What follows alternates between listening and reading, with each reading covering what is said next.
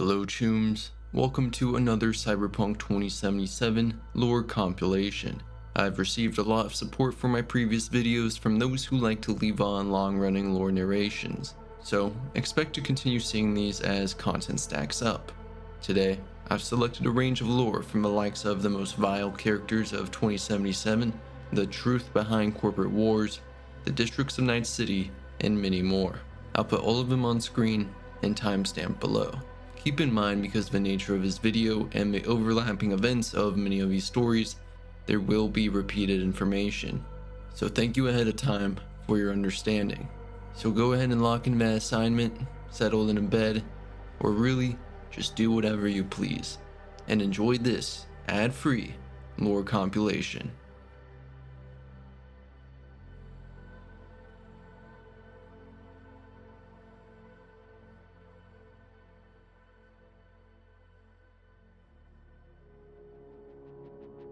At the top of the food chain, corporate executives aren't just powerful, they're often cruel, ruthless humans whose ambition and greed twist them into architects of suffering. These supposed leaders abuse their immense authority, manipulate wars, order assassinations, and authorize operations that leave behind landscapes of corpses. They see people as mere expendable tools, and the value of their lives only being that of what they can sacrifice it for. This pattern becomes apparent as we view archive conversations throughout Night City. In an exchange between John Omar and Samuel Teasel, we learned that these two Militech veterans were recently demanded to vacate their living quarters. Despite their service, they were treated as expendable, and utter disregard for loyalty and sacrifice. A conversation originating from Corpo, Jen Minette, emphasizes neglect of a robot's decision algorithm lacking proper integration of Asimov's laws that ensure robotic safety and ethics. Dismissing these concerns, emphasizing cost effectiveness over safety, a decision that puts all of humanity at risk when there's bloodthirsty AI sitting behind the black wall. Hell, even the City Hall treasurer of Night City would rather hire Maelstrom to execute his secretary than find another way to replace her or keep her quiet. We could identify shards like this for days before running out, but let's go ahead and take a look at some particular characters that stand out.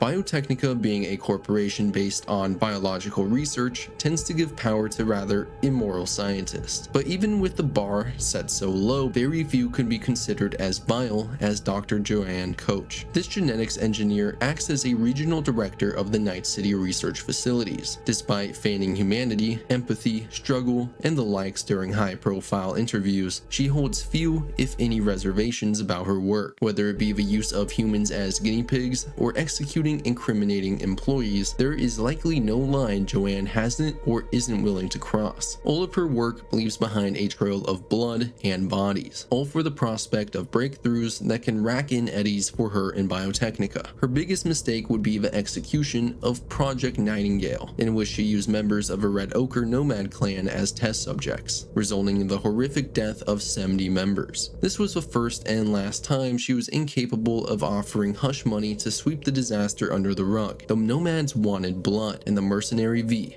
answer. To highlight just how evil Joanne is, even in comparison to other scientists, look no further than this conversation between her and Dr. Fiona Vargas. Joanne reaches out requesting logistical support for her quote-unquote groundbreaking Nightingale program, in which Fiona responds stating that she regretted ever having to learn about this project and refuses to take part as it violates her medical, patient, and human ethics, telling her to never contact her again. Keep in mind, this is the same Fiona that runs the Talent Academy in Dogtown, cyber-modifying young child athletes for financial gain. In the full disclosure side quest involving Sandra Dorset, V learns of a project known as Operation Carpe Noctem, a decrypted shard that reveals a pivotal piece of incriminating evidence against Night Corp. This document outlines experimentation using an AI system named CN07, designed to alter neural pathways and influence behavior without the subject's awareness. Through subliminal conditioning, an unaware employee was transformed from a calm and empathetic person to displaying acute psychopathic sadistic behavior, going as far as to strangle a colleague over a coffee dispute, then jumping out the 16th window of the research facility, highlighting that not even a corporation's own employees are exempt from inhumane practices. If anything, it makes them more accessible. But there are two CEOs responsible for far more death than all others combined: Saburo Arasaka and Donald Lundy. Saburo, the formidable CEO of the Arasaka Corporation, was driven by a vision of restoring Japan's imperial glory and inserting dominance over the Western world. His disdain for the US has fueled ruthless methods void of empathy. Saburo is responsible for weaponizing the Soul Killer program, monetizing it as immortality, and various abuses of power and political manipulation. It is even rumored that the reason legendary solo Shaitan hates Arasaka is a result of Saburo's personal cruelty to his family, specifically his mother and sister, though to what extent this has never been elaborated on. We just know that it was vile enough to fuel a lifelong obsession against Saburo, so much so that Shaitan is willing to suffer cyberpsychosis and surviving at sea alone for years, all in order to make it to Japan so he could make Saburo suffer. Donald Lundy harbored ambitions of establishing his corporation as a preeminent global military power. He authorized political manipulation in foreign countries, Project Cynosure that tampered dangerously with AI, undermined the US government, entangled himself in national affairs, and often abandoned his own veterans. Donald and Saburo were two sides of one coin, and both more often than not made their natural corporate rivalry personal instead of strictly business. This mindset is what led to the Fourth Corporate War and the loss of millions of lives. While high-profile targets with unchecked power often draw the majority of hate and attention, some walk the streets unnoticed. Individuals driven by obsession, madness, or pure sadism. Serial killers are not anomalies in Night City. They are a consequence of a society stripped from morality. There are many active during the 2020s, time of Red, and our time in 2077. In the depths of Haywood, along the coastline, southwest of the pumping station, you can find what appears to be an abandoned makeshift shack. While this isn't particularly a standout structure, what's inside is. You'll find two bodies, one victim, and the other the perpetrator, a man riddled with cyberware named Leo Wood. On him, you'll find a shard that details his struggle and demise.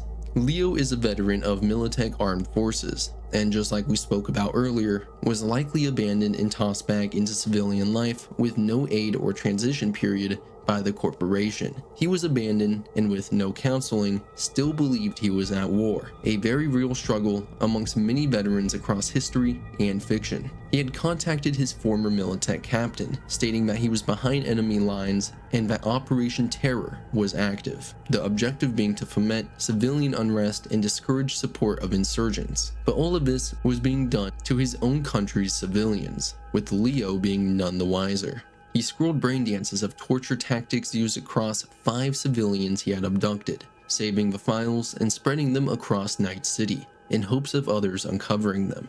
The captain attempted to talk Leo down to no avail, and so he decided he had to play along with Leo's delusion in a lethal manner. He reported to Leo that an enemy unit was approaching his position, and under no circumstances could he be captured alive. Leo, in his undying loyalty, followed his new orders, ending his own life. A tragic and gruesome story, one that largely resembles the events of episode 10 of Ghost in the Shell Standalone Complex, a story arc in which a former soldier transitions into a serial killer, using the same terror tactics he had once used in the jungles of South America, but on civilians instead. North of the Skyline and Republic Data Term, in the downtown city center, we can find a rather unsettling scene. A bloodied camera bipod, bloodstains scattered across the pavement, items strewn about showing signs of a struggle, and finally, the source of it all. The body of Len Borowitz stuffed into a crate with an archive conversation. Sorry, got this number by email. Apparently you have information about the serial killer I've been writing about. Correct. First-hand information. Do you know him? I do. Very well, in fact. Since birth, you could even say. I read your articles. I want to help. Let's meet downtown. I'll send you the exact coordinates. Thanks. You're not only helping me, but all of NC. Oh, believe me, the pleasure is all mine. You may say it's 2020 hindsight, but how Lean didn't pick up on the various red flags riddling this conversation makes me question her credentials as an investigative journalist. Let's just hope not everyone falls for this method. The Baba Yaga is a prominent figure in Slavic mythology, often depicted as a fearsome old woman who dwells deep in the forest. While she can often have an ambiguous role, she has also been depicted as a cannibalistic witch who kidnaps and eats children, and it seems to be that Night City has its very own, well, had. In Wellsprings Haywood, a shack can be found underneath an overpass that has no entrances besides a hidden crawl space, perfect for a child to fit through without any troubles. Within, the body of a Netrunner with a white faceplate can be found, surrounded by blood, cages, and dead hostages. The shard on the body reveals this Netrunner's name as 8 Yaga, a clear homage to the Baba Yaga, made all the more clear by her particularly disturbing manner of hunting. 8 Yaga would hunt children through the net, luring them in with promises of treats, only to cage and eventually kill them. Her final target was a boy named Johnny looking for his sister Maggie. Unknown to 8 Yaga, Johnny was a fictional persona of a man hunting her. When she gave her location to the boy, the hunter revealed himself and promised revenge for all the children she had flatlined. It seems this mysterious person was successful. Whether they were a vigilante or someone with a personal vendetta, Night City can rest just a bit easier. In Cyberpunk 2077, we typically expect danger in the form of guns and cyberware, but there's a side job that dives deeper, beyond meaningless violence, beyond Chrome, into something much more disturbing, aptly titled The Hunt. Shortly after their work for Elizabeth Perales, the word of V's legendary detective work begins to spread, up until it reaches the ear of a man named River Ward, who goes on to contact V with a new gig, one with a trail of blood following a man named Anthony Harris, aptly named the Peter Pan serial killer, for his pattern of luring away young boys. But what makes this all the more disturbing is the fact that Anthony Harris has already been caught. Despite the fact he lays in a deep comatose following his confrontation with the NCPD, he remains a threat. It's not a race to prevent what he will do, but to prevent the consequences of what he has already done. V and River race against a clock they're not even sure of, reverse engineering easily missed details, and analyzing brain dances to track down River's missing nephew, Randy, all while unraveling the disturbing psyche and practices of Harris. His victims would all be funneled in an attempt to recover from their drug addictions through a website called Drugs Are Bad. Further investigation leads to a website called Tony's Shelter and an empty promise of rehabilitation to all of the desperate people searching. Here, Anthony's perspective of his victims is revealed, a relation akin to that of a farmer and his cattle, livestock to either be nurtured under his control or put down, all of which is done through disturbing incubators that dump HGH and steroids into his sedated victims. Through the reliving of brain dances, V experiences the source of Anthony's fractured psyche, trauma inflicted by an abusive household. Yeah, Dad? You forget something? I asked you a question! I don't know. Choline, I'm at thionine levels. See anything odd? Too low? You were supposed to check before school. What do you gotta say for yourself? Cow's gonna die because of you. Gotta kill it like you killed your mama. I'm sorry. Don't apologize, just dial up her hormones. And from others around him, such as a teacher who torments Anthony about the suicide of his father and his own behavioral issues. What's the matter with you, Anthony? I have to report this. I hope you understand that. This isn't normal behavior. Anthony, you killed Liam's turtle. He was sick. He wouldn't eat, stayed in his shell. I just wanted to help him. By injecting him with HGH? What were you thinking? Is this something your father taught you? Fuck you. What did you just say? Okay, I've had enough. Principal's gonna hear about this. Your foster parents, too. I see. Like father, like son.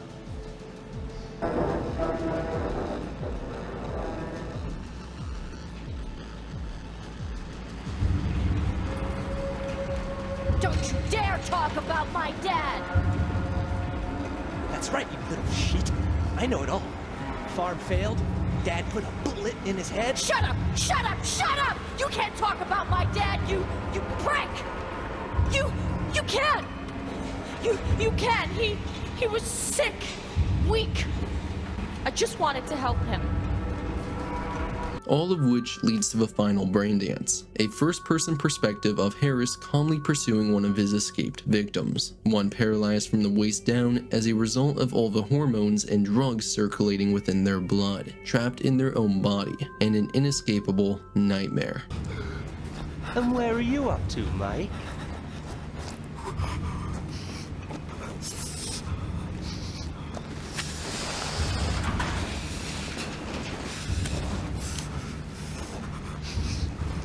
Come here, you rascal. You'll hurt yourself. Tony'll take good care of you. Easy now. One of the first serial killers introduced to players during the 2020s was a man named Joshua Brightman, also known as the Night City Stalker, a name that would be difficult to merit in such a violent location. He's a man armed to the teeth and then some more, and had committed numerous murders weekly. Before his initial visit to prison, he was a tech freak, following the development of cyberware with a calculating intensity, going all out on cyberware purchases such as body plating, cyber limbs, and nearly every legal and illegal piece of cyber tech you could think of. But the most disturbing fact about Brightman, is he wouldn't want you blaming his cold, malicious intent on cyber psychosis. He takes pride in the fact he was a psycho long before cyberware was made available to him, and he naturally has the behavior of a calculated, Hannibal-like killer. He's naturally stealthy, and delights in scaring his victims before he kills them. Jack the Ripper carved his way into infamy for a series of gruesome and ritualistic murders, most of which targeted female sex workers, and it seemed that a copycat was emulating him during the 2020s in Night City. They targeted joy girls all over, and by 2020 were responsible for at least 100 deaths. The target was identifiable by their clothing, long old-style 18th century overcoats and silk top hats. But a shocking truth would come to light. These murders were not committed by a singular, deranged serial killer, but rather the NCPD had determined it was an entire gang of posers stalking the night, though nothing concrete has been heard since this era.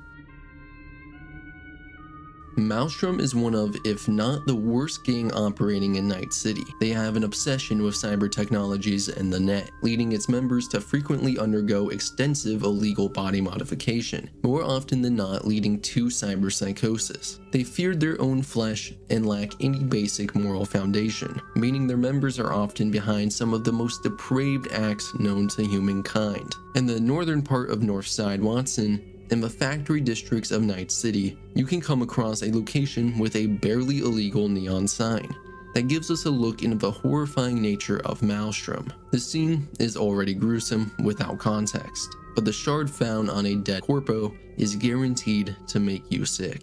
This conversation details an exchange of services with a corpo that came to the gangsters with a request. He wanted a girl, young, new, fresh, so he was provided one.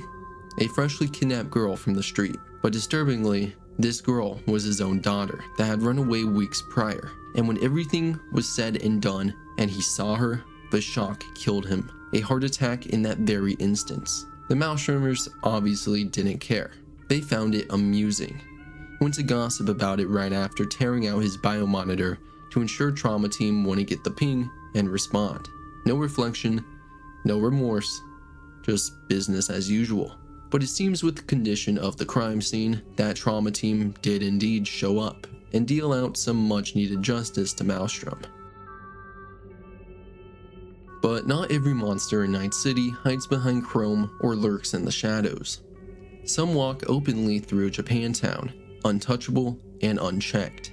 Such is the case for Jotaro Shobo, a lowlife with high connections and a kill count that makes him more than just any other Tiger Claw. At first glance, Jotaro is a pimp, but dig beneath the surface and you'll find something far more vile. He doesn't just run braindance studios, he manufactures snuff BDs, real deaths, real victims, and the girls he uses, many of them are kidnapped, addicts, and forcibly implanted with neural wear that traps them in living hell. He views people as disposable content for profit. He doesn't blink when they scream, doesn't flinch when they beg. To him, every ounce of suffering is just another data point on the editing timeline. This lack of empathy earned him the title Devil of Kabuki. In the side job, Woman of La Mancha, V is hired by Fixer Padre to eliminate Jotaro, a gig that comes with purpose. Even in a city where death is cheap and violence sells, Jotaro stands out because he doesn't kill for territory or power. He kills for fun, for the camera, and for views. And that makes him one of the most viscerally evil men V ever puts in the ground. In the vast expanse of the Badlands, nomads are often seen as the last bastion of freedom, lands bound by loyalty, survival, and the open road. But not all who ride the highways uphold these ideals. Some have forsaken their codes, becoming predators in the wasteland. One such faction is that of Raph and Shiv, outcast from nomad society, shunned for crimes too vile to ignore. Among them, the Wraiths stand out as a particularly brutal faction. Operating mostly at night, they raid settlements, ambush travelers, and even target other nomad groups. Their leader? A man only known as Dog Killer, a reputation built upon some of the worst actions the Badlands has ever seen, symbolized in his cloak made of human skin. But this vile behavior doesn't end with the Wraiths. Born into a nomad pack, a young man grew up never knowing for sure which members were his parents. As he got older, he was chosen by the chief techie of the pack as an apprentice, and began to team the intricacy of maintaining the pack's vehicles and cyberware. However, as his talent grew, two passions emerged: explosives and looking after dogs. This earned him the name Cyberdog. He trained his pack's canines as sentries and began implanting them with custom cyberware. But at the age of 17, a mysterious corporate ambush slaughtered his entire nomad group. Cyberdog alone survived, and vengeance became his life's mission. On the streets he thrived, repairing gear, upgrading cyberware, and experimenting further with cyber-enhanced animals. Eventually, Militech took notice. They offered him sources and a lab, in exchange for loyalty. He gave them cyberdogs for security, but behind their backs, he built something darker, a project titled Cerberus, a cyberform hound packing organic intelligence and a warhead in its chest. And when Militech refused to reveal the name of the corp that had murdered his family, Cyberdog made his point the only way he knew how. His creation, Cerberus, ran straight into the VIP box and detonated. During the confusion, he slipped away from the facilities and returned to the streets, taking the design of his new blast hounds with him. So yes, this dude rewired dog brains into explosive terrorist weapons. Would it be controversial to say he has some issues? Not to mention the echoes of his legacy in Phantom Liberty, Cerberus units in Project Cynosaur. While not quite the same, I'm sure Militech took inspiration from Cyberdog's betrayal. Braindances are an escape, a vice, and for some, a descent into depravity. While many use BDs for harmless thrills, there's an underground market where scrollers seek the most twisted experiences imaginable.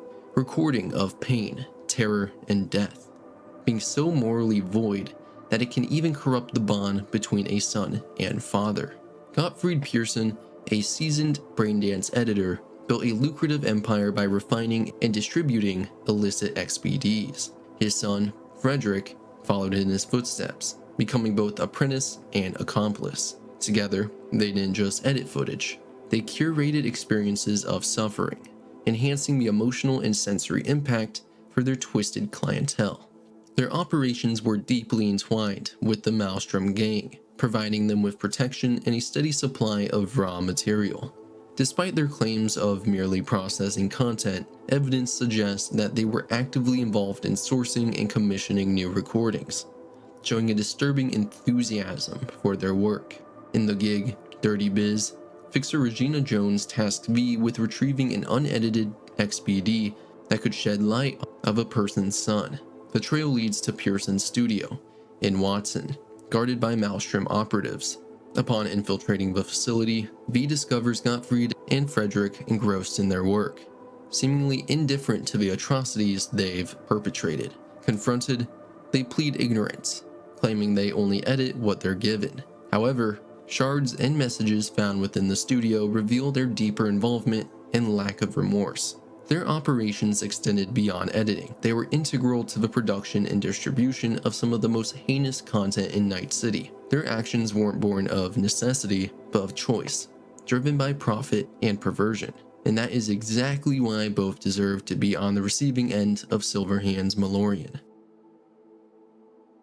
In Vista del Rey, Haywood, a hidden shack within an alley can be found and snuck into through the ceiling. Within the shack, you'll find a disturbing scene. Empty cans, blood staining the floor, shelves of beef, and a man chained to a chair with a bursted stomach right in front of a plate of meat. This man is Jax Kermith, a BD scroller known for fattening people up with scop to their limits. Yeah, so what happened to him? Well, sometime before his death, he received an anonymous request from a quote-unquote fan, requesting a special BD to take his typical brain dances a step further, using meat instead of scop and until the person's stomach burst.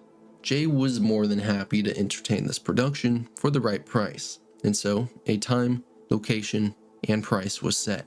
But when the time came for the cast to arrive, Jax discovered he himself was the cast and victim of his new XBD, forcing him to eat until his stomach could no longer handle it and burst.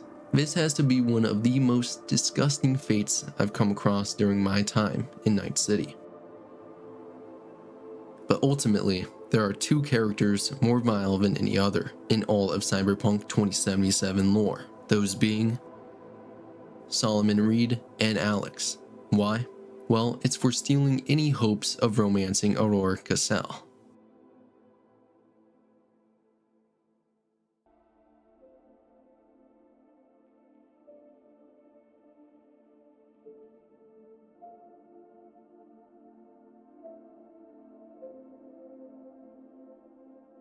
Alt Cunningham plunged headfirst into the net, her mind a symphony of code and energy. The Arasaka mainframe wrapped around her like a cage, held together by the watchful eyes of 3 Arasaka Netrunners. Outside, her body lay motionless on a contour couch, its only sign of life being the steady hum of the cyber modem connecting her to this digital reality. But here, in cyberspace, she was alive. More than alive, she was a goddess of code, weaving her magic, drawing subroutines, and building something terrible. Soul Killer.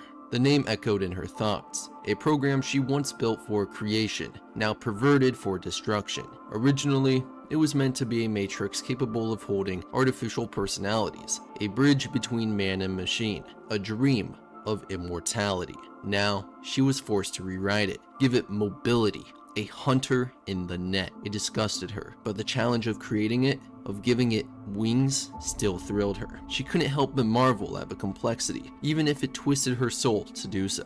Soul Killer was almost complete. A towering pillar of white fire spun in front of her, its form shimmering with a beauty that made her breath catch in her throat. It was alive in a way few things in cyberspace could be, and it spoke, its voice as clear as crystal, humming with deadly perfection.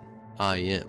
Alt, resolute as ever, commanded, I am your controller. You follow my commands. As always, the construct responded without the slightest hint of doubt. A chill ran through her as she realized what she had done. She had control, she had power, but it was the choice to use it that chilled her the most. Suddenly, Alt felt her consciousness drift. She floated naked through the stars of the net, surrounded by the swirling code of Soul Killer. She could feel its hunger, its thirst for minds. With just a flicker of thought, she unleashed it on the 3 Arasaka Netrunners watching her every move. In an instant, their minds were gone, sucked into the black void of the construct. Their bodies, mere shells, slumped over their consoles. She was free. From one of their minds, Alt extracted the access code she needed, her fingers moving through the interface with the grace of a concert pianist. She downloaded data from the inner depths of a mainframe, wiping clean $20 million from Arasaka's accounts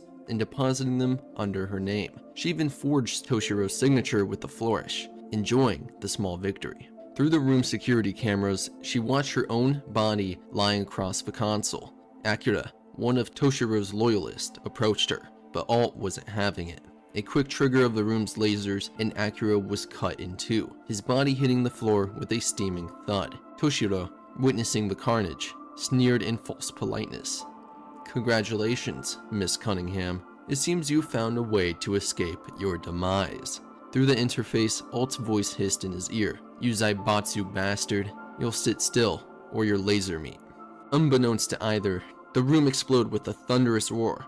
As the door burst open, 3 figures stormed into the chaos. Johnny Silverhand, Rogue, and Thompson.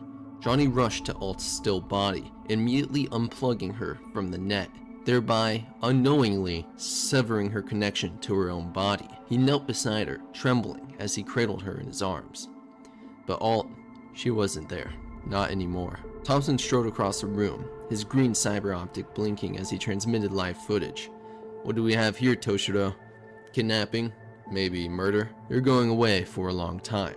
But Johnny wasn't listening. His white, featureless eyes stared at Alt's lifeless form.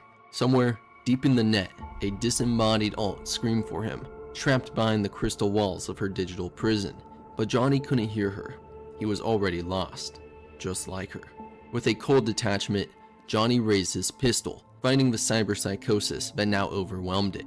The Malorian's red pinpoint landing squarely on Toshiro's forehead. "Bang," he whispered, and the gun followed. Johnny gathered Alt's still warm body in his arms and walked away from the wreckage, leaving behind the man who had taken everything from him. Behind the screens, Alt's voice faded into the endless expanse of cyberspace, her ghost forever trapped in the machine.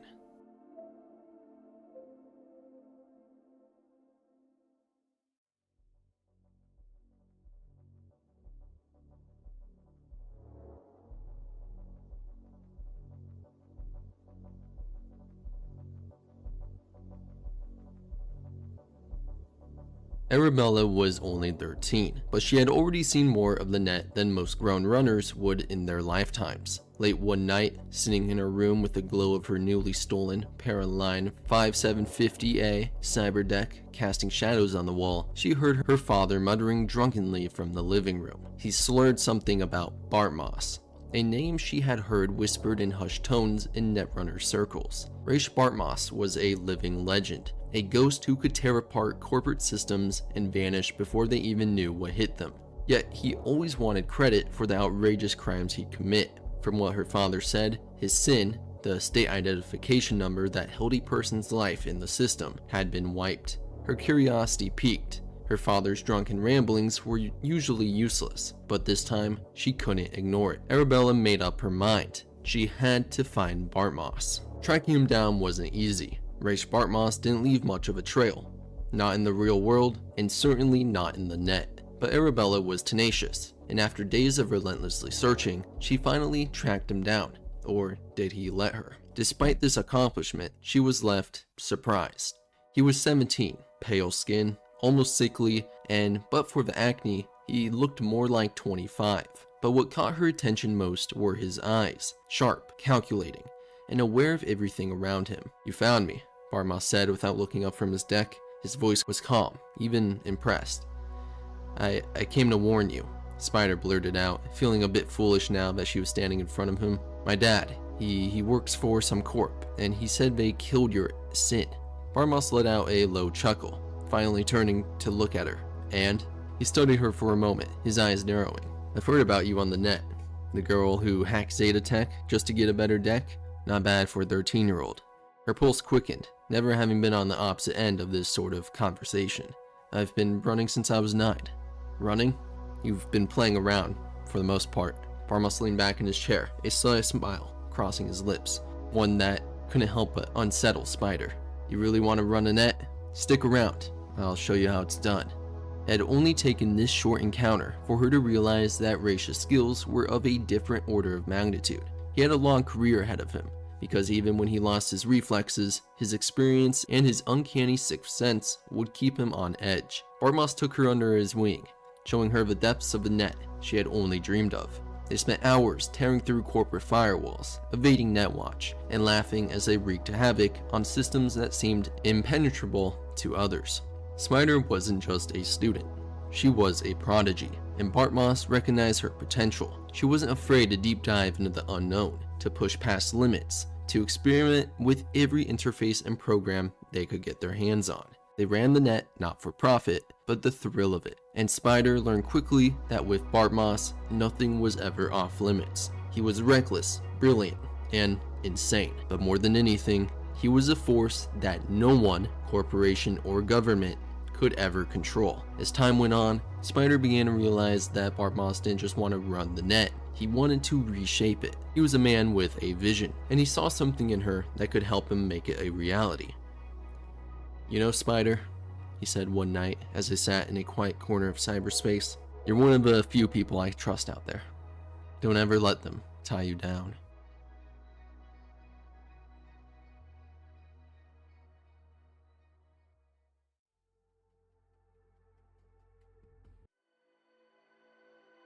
In the waning years of the 20th century, the United States was already dying. The economy had collapsed, the environment was decaying, and the American people no longer trusted the men and women running their country. In that void of power, the four most powerful federal agencies, the CIA, NSA, FBI, and DEA, joined forces under a single banner. They were called the Gang of Four. What started as a covert alliance to preserve national stability quickly spiraled into corruption and conquest. Motivated by greed and backed by corporate clients, the gang sought to expand America's influence across South and Central America, not for ideology, but for resources. They toppled governments, assassinated leaders, and unleashed engineered plagues on foreign soil. Bioagents wiped out South America's coca fields and Asia's poppy plantations. Operations disguised as drug intervention, but really designed to destroy local economies and open the door for pharmaceutical megacorps to flood the global market with synthetic substitutes. The drug wars that followed turned the Western Hemisphere into a battlefield. South American nations retaliated with guerrilla attacks and terrorist strikes across US soil, culminating in a detonation of a suitcase nuke in New York's financial district, killing over 15,000 people. At this time, members of the cabal began investing money raised from covert black market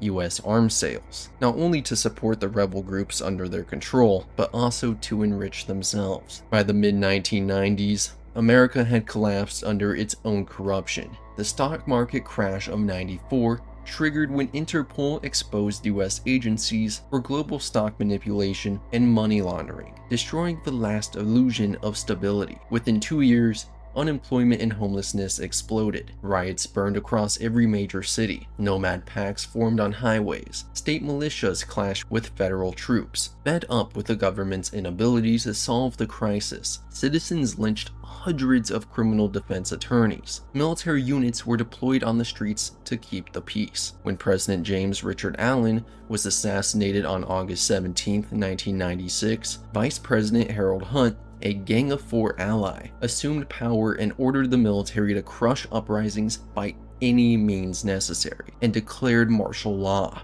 The status of martial law introduced a shoot-on-sight curfew in many major cities, such as New York, Chicago, and San Francisco, and led to the Houston incident, where more than 2,000 citizens were slaughtered by artillery bombardments executed by the military, under the orders of the Gang of Four. As the conflict deepened, major states like New York and Texas began refusing to pay federal taxes, sparking economic blockades and open defiance of Washington. Tensions exploded when Gang of Four controlled paramilitary forces seized San Francisco, prompting a street battle with locals and National Guard. When federal troops tried to capture Sacramento, California declared independence, officially seceding from the Union. The US military, unwilling to support the corrupt federal regime, refused orders to intervene, allowing other states to follow suit and form the Free States. By 2003, the Gang of Four was desperate. Their answer was one last war, the Second Central American War,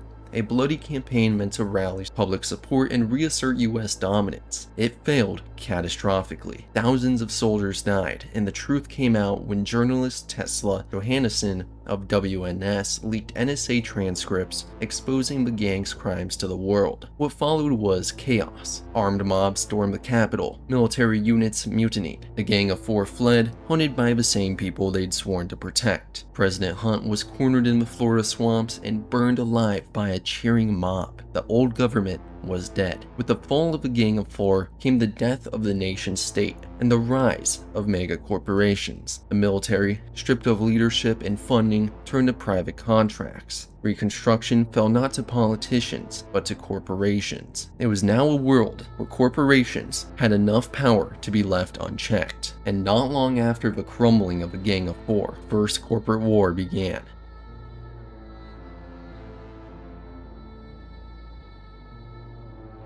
In 2003, Euro Business Machines, or EBM, attempted a leverage buyout of the failing Transworld Airlines. It should have been a simple acquisition, a routine maneuver, but the deal fell apart when Transworld's executives rejected EBM's offer, and another contender entered the negotiations, Orbital Air. Control of TWA's air traffic facilities meant control of the last reliable infrastructure for global transport and cargo movement. The situation quickly escalated in a panicked rush to secure control. EBM immediately hired mercenaries and terrorists to kidnap Orbital Air's negotiation team en route to a meeting. A covert operation meant to cripple their rival's leadership before the deal could close, but the attempt failed, and worse, it was traced back to EBM. Orbital Air planned out a swift retaliation, bringing Zeta Tech into the fold, one of the most advanced technology firms of the era, to wage a net-based counterattack. Zeta Tech's Netrunners launched a massive digital assault on EBM's databases and infrastructure, hoping to bankrupt and expose them, but EBM was prepared. Their ice defenses shattered Zeta Tech's offensive, driving them out of the conflict entirely. With diplomacy dead, the war went physical. Both sides unleashed waves of cyber attacks, corporate solos, proxy militias, and covert operations across the third world. Piracy surged, airliners were shot down under unclear circumstances, hundreds of millions of Eurodollars were lost, and thousands of innocent lives along with them. But two key battles defined the war. The first came when Orbital Air Commandos stormed and captured an EBM orbital station, a daring operation conducted in defiance of every national treaty still barely holding the world together. The European Space Agency condemned both corporations, demanding an end to the fighting in low Earth orbit. They were ignored. The second major battle ended it all. Orbital Air's elite teams launched a strike on the EBM CEO's fortified compound, breaching his defenses and forcing his surrender. With their leadership humiliated and their stock in freefall, EBM yielded. The first corporate war was over, but the damage had already been done. The world had just witnessed for the first time two corporations waging full-scale war, as governments watched in silence. The public barely understood what had happened, and for corporations of the dark future, one truth became undeniable: wholesale military strike warfare was a viable business practice. By 2008, the world was addicted to a new kind of fuel, Chew-2, an alcohol-based biofuel that powered everything from cars to cargo haulers. It was cheap, efficient, and most importantly, profitable. The second corporate war began with a partnership, or at least the illusion of one. Petrochem, the primary global supplier of Chew-2, offered to share its technology with Sav Oil, a massive Russian oil conglomerate still clinging to fossil fuels. The deal seemed mutually beneficial. Sav Oil would gain access to advanced drilling equipment and chemical refinement methods, while Petrochem would secure partial rights to the Siberian oil fields, some of the last untapped reserves on Earth. But before the papers were to be signed, Sav Oil betrayed them. Their engineers unveiled a new in-house drilling system that made Petrochem's offer obsolete. The deal was cancelled, and the two corporations experienced a rift. Both corporations had shifted their focus to the South China Sea, a region rich in undersea oil deposits and strategically vital shipping routes. Rival rigs, fleets, and outposts began sprouting across the water. but tension was palpable. Everyone knew a spark was coming. That second corporate war started on an otherwise quiet morning in early 2008. The Sabina Bravo, a petrochem offshore platform, erupted in a ball of flame visible for miles. Hundreds of workers were vaporized in seconds, and before they could even settle, Petrochem aimed the blame at Savoil, accusing them of planning demolition charges. Savoil denied it, but the accusations didn't matter. Within days, divers under Petrochem's payroll retaliated, planting explosives on a Savoil platform and sinking it to the ocean floor. Both megacorps began to mobilize their private navies. Submarines, carrier drones, and mercenary strike teams prowled the Pacific. Oil refineries and drilling platforms became battlegrounds. The seas burned black with crude, and the coastlines of Asia glistened with chemical fire. The first phase of the war was short and brutal. Both sides lost over 75% of their production capacity within weeks. Entire fleets went dark. Thousands of workers were lost to sabotage, drone strikes, and environmental collapse. Still, Savoil pushed ahead, in large thanks to state support and ruthless efficiency. Their early victories carved a path across the South China Sea, but Petrochem struck back with precision, using leased Malaysian aircraft to assassinate Savoil's CEO and founder. For a moment, it looked like the balance might shift in Petrochem's favor. It didn't.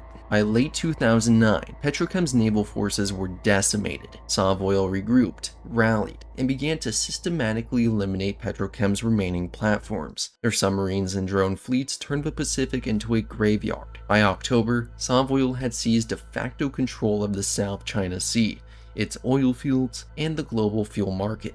But victory came with a cruel twist. The Sabina Bravo explosion that started the war had been an accident. Savoil hadn't planted the bomb. Thousands had died, millions of euro dollars had been burned, and the Pacific had been poisoned, all because of a malfunction.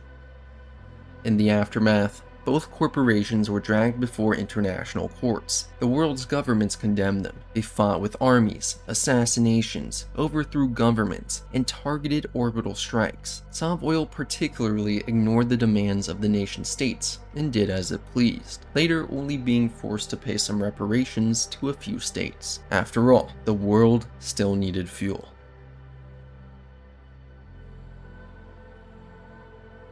Fought almost entirely on the net, the Third Corporate War marked a turning point in how megacorporations waged war. It was no longer about soldiers and sabotage, it was about data, deception, and control of the digital world. The conflict began in early 2006 when examiners from the Los Angeles Chamber of Commerce uncovered a financial confidence scheme involving investment counselors at MANF. Using the Rothstein Fund, a subsidiary of the Bank of New York City, these counselors manipulated private investors for personal gain. When the chamber reported their findings to the district attorney's office, the Rothstein Fund, furious at being implicated, chose to cooperate. They turned over all of their records to investigators, and in a move that would ignite the war, hired local netrunners to dig into MANF's data fortresses in search of further proof. MANF saw this as an act of aggression. Within hours, they fortified their systems and unleashed teams of corporate netrunners to retaliate. The attacks targeted Rothstein's financial assets before escalating into direct digital assaults meant to cripple their entire infrastructure. For several days, chaos consumed the net. Data fortresses transformed into armed camps, AIs waged proxy wars, and the digital underworld watched as two titans tore each other apart. It was time that NetWatch intervened, restricting net access and launching a crackdown on unauthorized data warfare. Their sweeps resulted in dozens of arrests and numerous flatlined runners, bodies found slumped over their terminals, brains fried by black ice. But the war soon shifted out of the digital world. Both MANF and Rothstein began taking the fight into the physical world. In a single 12-hour span, mercenary teams clashed across low Earth orbit and on the ground, targeting communication hubs, data centers, and satellite uplinks. The battles were short, brutal, and costly, resulting in millions of dollars in damage and countless casualties. What followed were 6 long months of constant net assaults, endless raids, counterattacks, and data breaches that ultimately achieved little. Indeed, More damage had been done during that one day of physical combat than in the entire remainder of the conflict. When the smoke cleared, the Rothstein Fund was gone, erased from both the net and the corporate registry. MANF survived, but only barely. The two executives responsible for the scheme were handed over to the district attorney, and MANF was forced to pay restitution for the destruction in orbit and on Earth. By 2016, these corporate conflicts had become routine. People were shocked this happened, only that it lasted so long. Yet its method of warfare was unprecedented. For the first time, the battlefield existed almost entirely in cyberspace. Analysts heralded it as a dawn of a new era of digital conflict, where wars could be fought without militaries. But everyone would learn soon enough, solos never go out of style.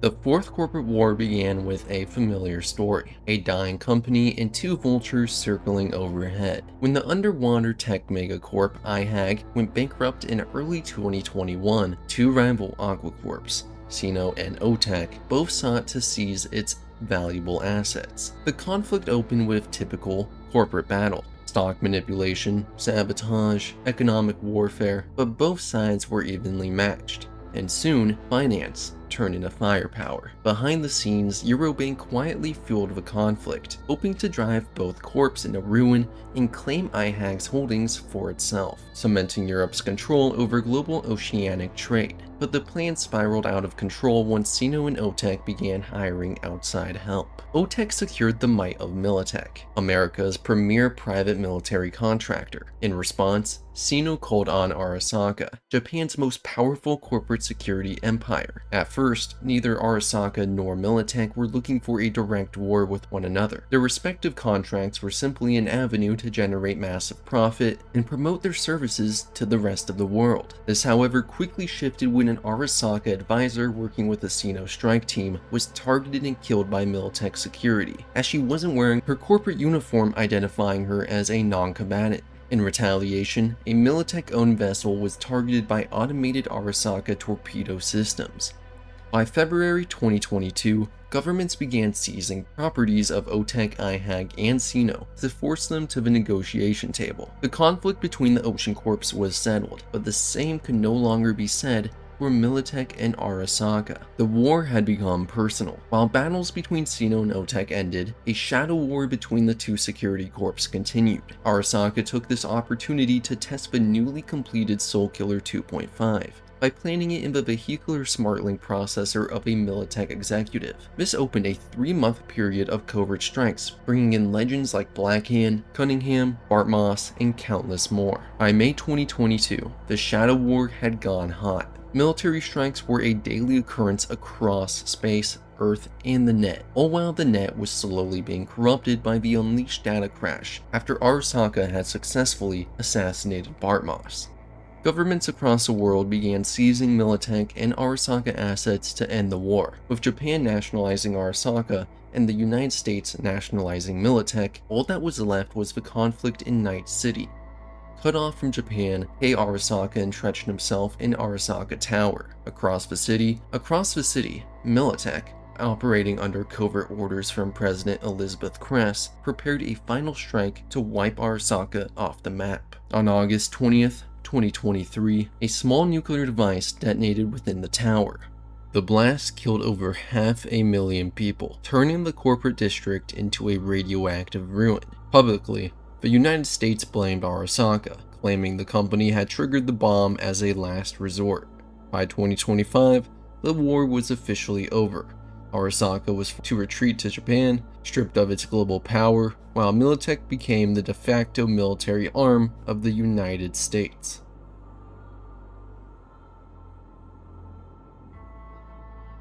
The Fourth Corporate War had torn the world apart. Cities across the world lay in ruins. Hong Kong, Busan, Rio, LA, Chicago. The battles between corporate militaries reduced entire districts to rubble. Space itself wasn't spared. Orbital platforms, satellites, and even habitats were caught in crossfire. The fighting spilled in a low Earth orbit, and killsat strikes left wreckage that rained down across the globe. While the sourcebooks don't provide any solid casualty statistics for each war, we do have much clearer numbers for the Arasaka HQ disaster. Cyberpunk Red states that the explosion instantly incinerated over 12,000 people in the vicinity of the towers, and fatally injured upwards of 500,000 more, with another 250,000 dying in the resulting aftermath over the following weeks and months, meaning that over 750,000 people died as a result of this singular event. Factor in a city like Busan, home to 4 million people, being hit by a bioplague that has kept it in quarantine till even 2077, it can definitely be inferred that the Fourth Corporate War alone is responsible for over 10 million deaths spanning the world and space, all while a general estimate of every other corporate war combined would be in the million range, showing just how deadly the Fourth Corporate was. But the following economic and environmental consequences created an apocalyptic and deadly era in the aftermath. Supply chains collapsed, currencies lost meaning. What global trade remained was strangled by rogue self-replicating sea mines left over from Arasaka's naval AI systems, automated weapons that continued attacking any vessel they detected, long after the war had ended. With the seas impassable, the skies dangerous, and the city shattered, humanity entered an era known only as the Time of Red. It was a world defined by dust, ruin, and survival, a red haze of radioactive storms and bleeding horizons that marked the end of the old world.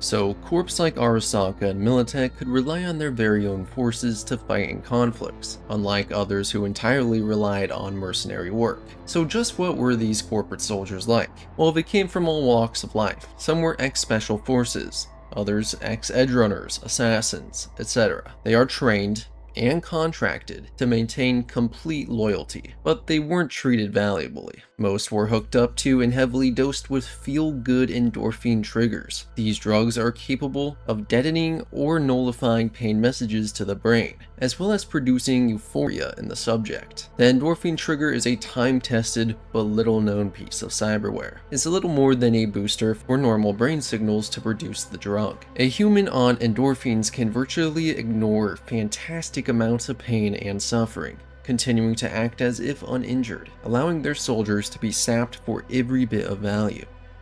These soldiers could be armed with some of the most dangerous and destructive weapons of their era: grenade rifles, railguns, electrothermal snipers, stealth armor, plasma and photon cannons, you name it, allowing them to have a fighting chance against the various threats they'd face during corporate warfare. But we also have Firestorm Shockwave stat blocks to give us a better idea. Militech combat soldiers typically installed a neural processor with plugs and smart gun link, and a biomonitor at the bare minimum. Equipped with combat armor and a helmet with low light IR, anti-dazzle, targeting scope, amplified hearing, and a radio, they had in hand a Mark IV assault rifle with an underbarrel mini grenade launcher, an Avenger pistol, and a knife or bayonet, though depending on any specializations, they could be equipped with much more. Remember your time in 2077. Many will randomly have cybernetic limbs, exoskeletons, etc. No two corporate soldiers were going to be exactly the same. The same could be said for Arasaka, just with changes in who manufactures their equipment. Both corps were also releasing bioplagues and chemical attacks during the Fourth Corporate, so I imagine that required additional equipment for soldiers. Though Arasaka did have Spec Ops ninjas. Saburo sponsored Hereditary Ninja, and their training from birth makes them dangerous agents, and they are, however, rare, only to be called upon when necessary. They even utilize swords created in orbit, the crystalline matrices aligned to make a sword that's stronger and sharper than any terrestrial metal.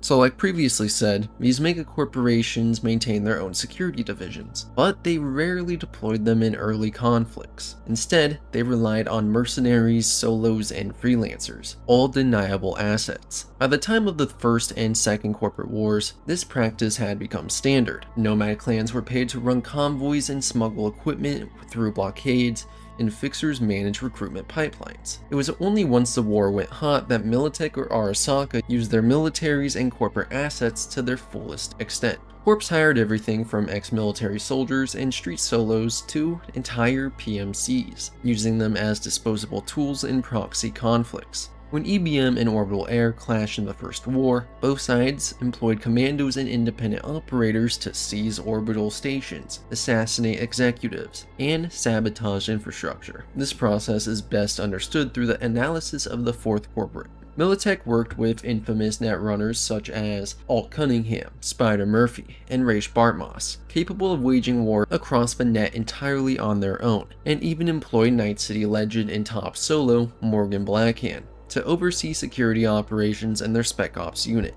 As I further explain the dangers of corporate warfare, I need you to keep in mind how little this guy had installed. Here's his stat block on screen. But this guy has a neural processor, Sandivistan boost, smart gun and vehicle links, interface plugs, a chipware socket, nasal filters, 2 cyber optics, a cyber arm, muscle and bone lace, and nanosurgeons. Now that may seem like a lot at a glance, but compare him to any other Spec Ops unit or full Borg and he is pathetically underpowered. So how does he make it as the top solo? Well, he's sort of like Batman in that sense. Yes, he has some of the best weapons and funding at his disposal, such as the Malorian Arms Assault Cannon, but it's his intelligence that keeps him alive.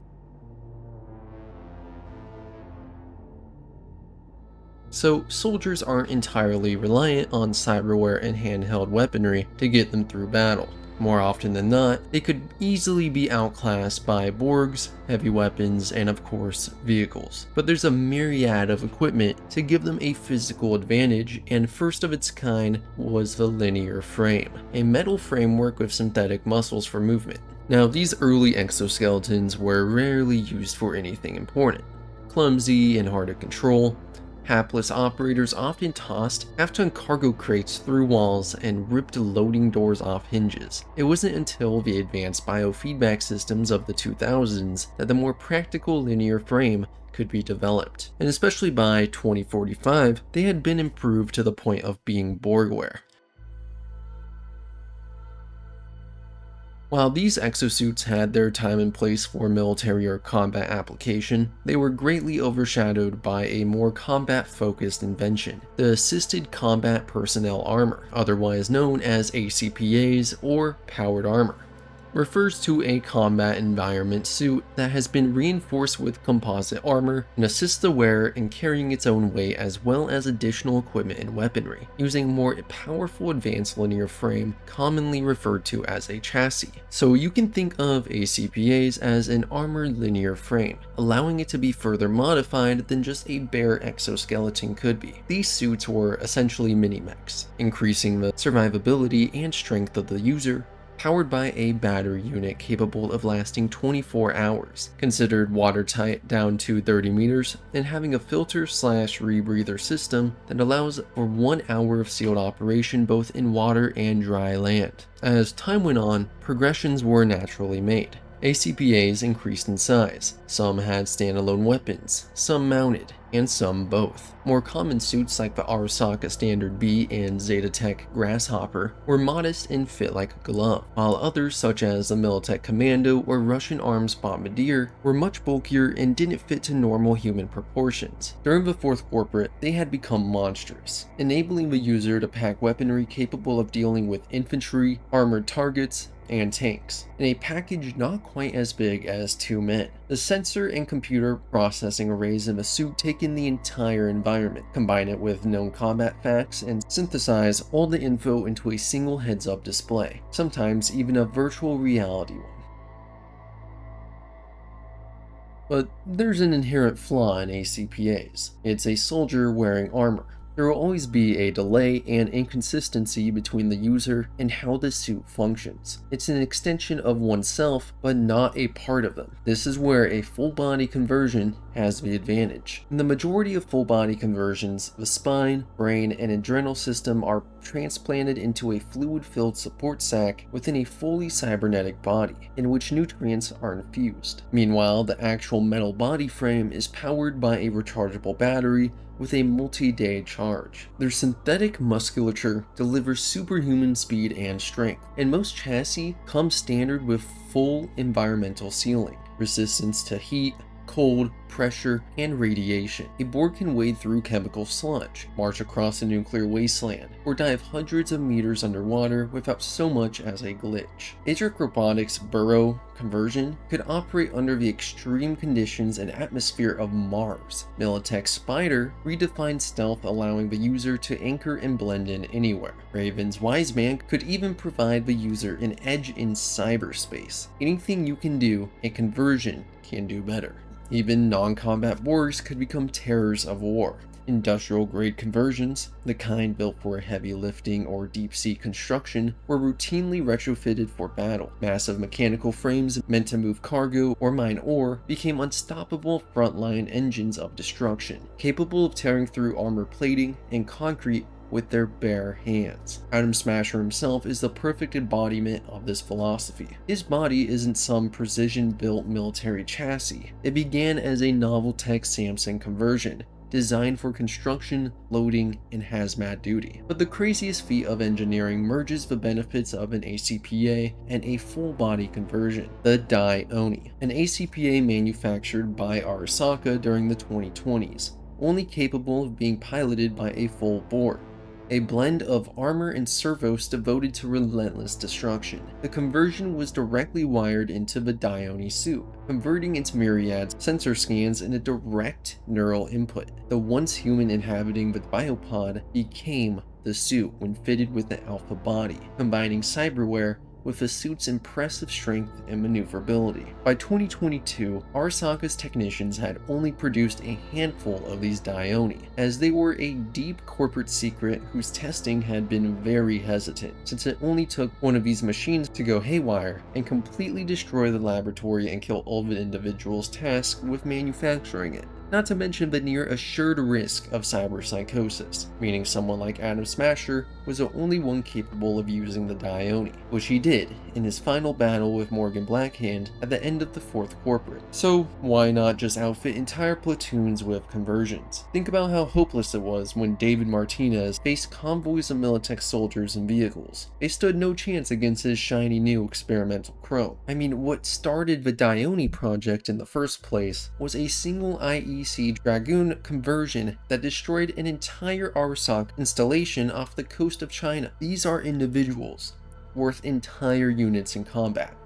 Well, not everyone is capable of handling the stress associated with trading out your humanity for metal, alongside the already crushing weight of being a combatant. PTSD and reckless cyberware installation is a one-way ticket to cyberpsychosis, just like what we saw with David Martinez, Maine, James Morris, and many, many more.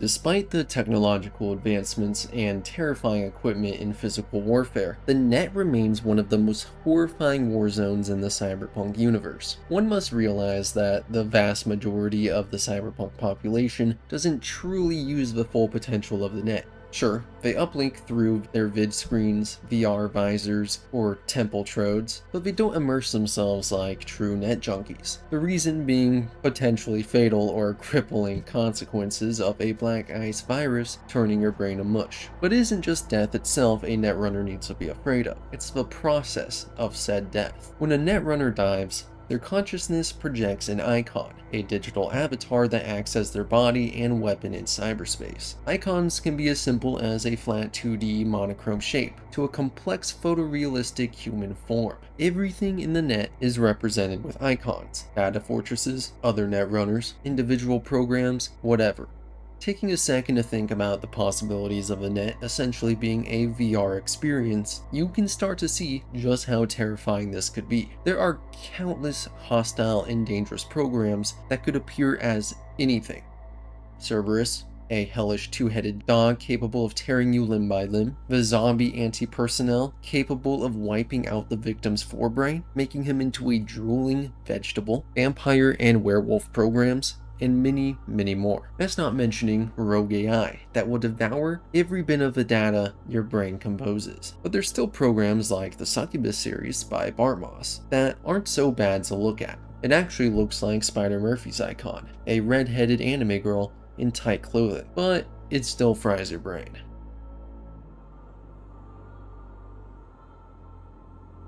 During the early 4th Corporate, warfare went underwater, so naturally, there had to be improvements in combat capabilities to handle the harsh environment. While old cyberware is designed to fend off the occasional thunderstorm, most implants and enhancements aren't 100% sealed, and this means that vast sectors of biochips, biomers, and other sensitive components could be exposed to the corrosive effects of saltwater. There's no easy solution to this problem. Traditional waterproofing occurs with fashioned seppuku of bulbous sockets at the joints, on top of which is heaped with the pain of regular maintenance. The only other option is to have it all ripped out and buy wet wired wares, engineered with enough polyceramics, organic contacts, and new tech to run you 300% of the original cost, but it is completely submersible down to 200 meters with no adverse effects. And what exactly is new tech? Well, these are innovations such as sinus reconstructions and neo-lungs that make diving less dangerous and easier to do. To bypass all of this, there still exists advanced scuba gear, the standard rebreathers, oxygen scrubbers, and oxy extractor systems, all the way to the power armor we previously discussed, such as the 2021 Organ Heavy Construction Suit. Typically, these are only equipped with hydrojets and tools, but as the need arose, corporations began to retrofit them with armaments for combat. Now, most ocean combat is still conducted by battle subs, attacking vital undersea targets such as research domes, mining colonies, and farms. But there's an interesting field of naval research you likely don't know about. Even before the collapse, the Navy was experimenting with aquatic mammals for use in special operations. So it was only natural for the corpos to pick up where the government studies left off. By cybernetically enhancing dolphins, whales, and their kin, and providing them with supplemental neural preprocessors to make them smarter, aquatic mammals can perform basic recon and picket duties, seek and search, and human assistance. Unfortunately, even with the additional neuro-boosting implants, dolphins and other aquatic mammals can't hope to compete with the falling cost of cyberware and the proliferation of remote-operated vehicles and autonomous specialty bots. Since 2015, when OTEC published a study proving the cost and effectiveness of keeping dolphins versus outfitting and training new employees, corps have slowly been pulling back on their aquatic mammal budgets. Despite the shrinking dividends, dolphins, orcas, and whales are still used for patrol in the Atlantic, Pacific, and Caribbean theaters. Meanwhile, sharks have been used extensively as area denial weapons in the Caribbean and Atlantic. There's even stats for all three in Stormfront. But this shouldn't be confused with the Cyberform killer whale, a submarine designed to emulate the movement modes of aquatic creatures, a lifelike appearance and synthetic skin, capable of both ramming and biting targets. Yeah, the early war was a little weird. As Sino and OTEC faded into obscurity, Arasaka and Militech remained, and with this, the hot war began shortly after the data crash. Battles sparked all over the globe. In a moment's notice, any location could turn into a war zone. Arasaka combat cyberwalkers capable of traversing rough terrains, mobile command vehicles, and no shortage of drones. But no number of ACPAs and ground vehicles would matter if they couldn't be utilized around the globe. Cue the Dayton Overlord airship, used to dominate entire battle zones with ECM and jamming. They, however, do not operate anywhere near the front lines. They are kept as far away as operationally possible. These airships are capable of carrying 50 tons of cargo. Similarly, the Aero Zep is commissioned as a massive cargo-carrying blimp. Along these airships, Corps utilize orbital infrastructure for intercontinental drops and global logistics, submersible and surface supercarriers such as the Arasaka Kujira, heavy lift VTOLs and Aerodynes, and finally, the continental maglev and rail networks. Even the data crash has largely changed the trajectory of Netrunners during the 4th Corporate. As the war gets hotter and the net more chaotic, net combat isn't nearly as common as it once was. This is because everything important has been moved offline or to local networks to enhance security, meaning that Netrunners now had to get inventive. The 4th Corporate introduced full-fledged combat Netrunners. More accurately, they were really just covert technicians, required to go to places to get into systems not physically connected to the net. This means that they have to be physically fit and skilled in evasion, self-defense, and electrical knowledge. A huge leap for all the net nerds. This means that these netrunners were typically much less technically capable than those who lived entirely on the net, but they were the only ones able to do the job without a full escort team. Orbital artillery, also known as artillery, ranges from small crowbar penetrators to multi-ton rocks fired by the ESA mass driver. The availability of artillery makes many of the attacks of the Hot War possible. Conventional artillery is bulky and can take time to set up and fire. It's also vulnerable to counter battery fire, either from local artillery or airstrikes. An artillery unit, however, is almost immune to counter battery, can be arranged long beforehand, and can be accurately aimed even into the middle of a city.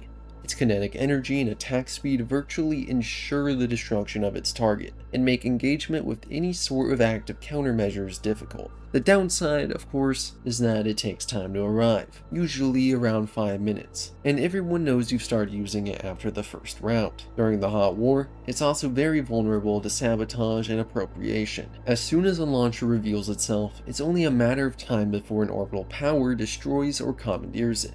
It's nonetheless commonly used. Both sides spent years placing dozens of launchers in orbit, and spent considerable effort to place systems designed to take command of launchers belonging to other corps and governments.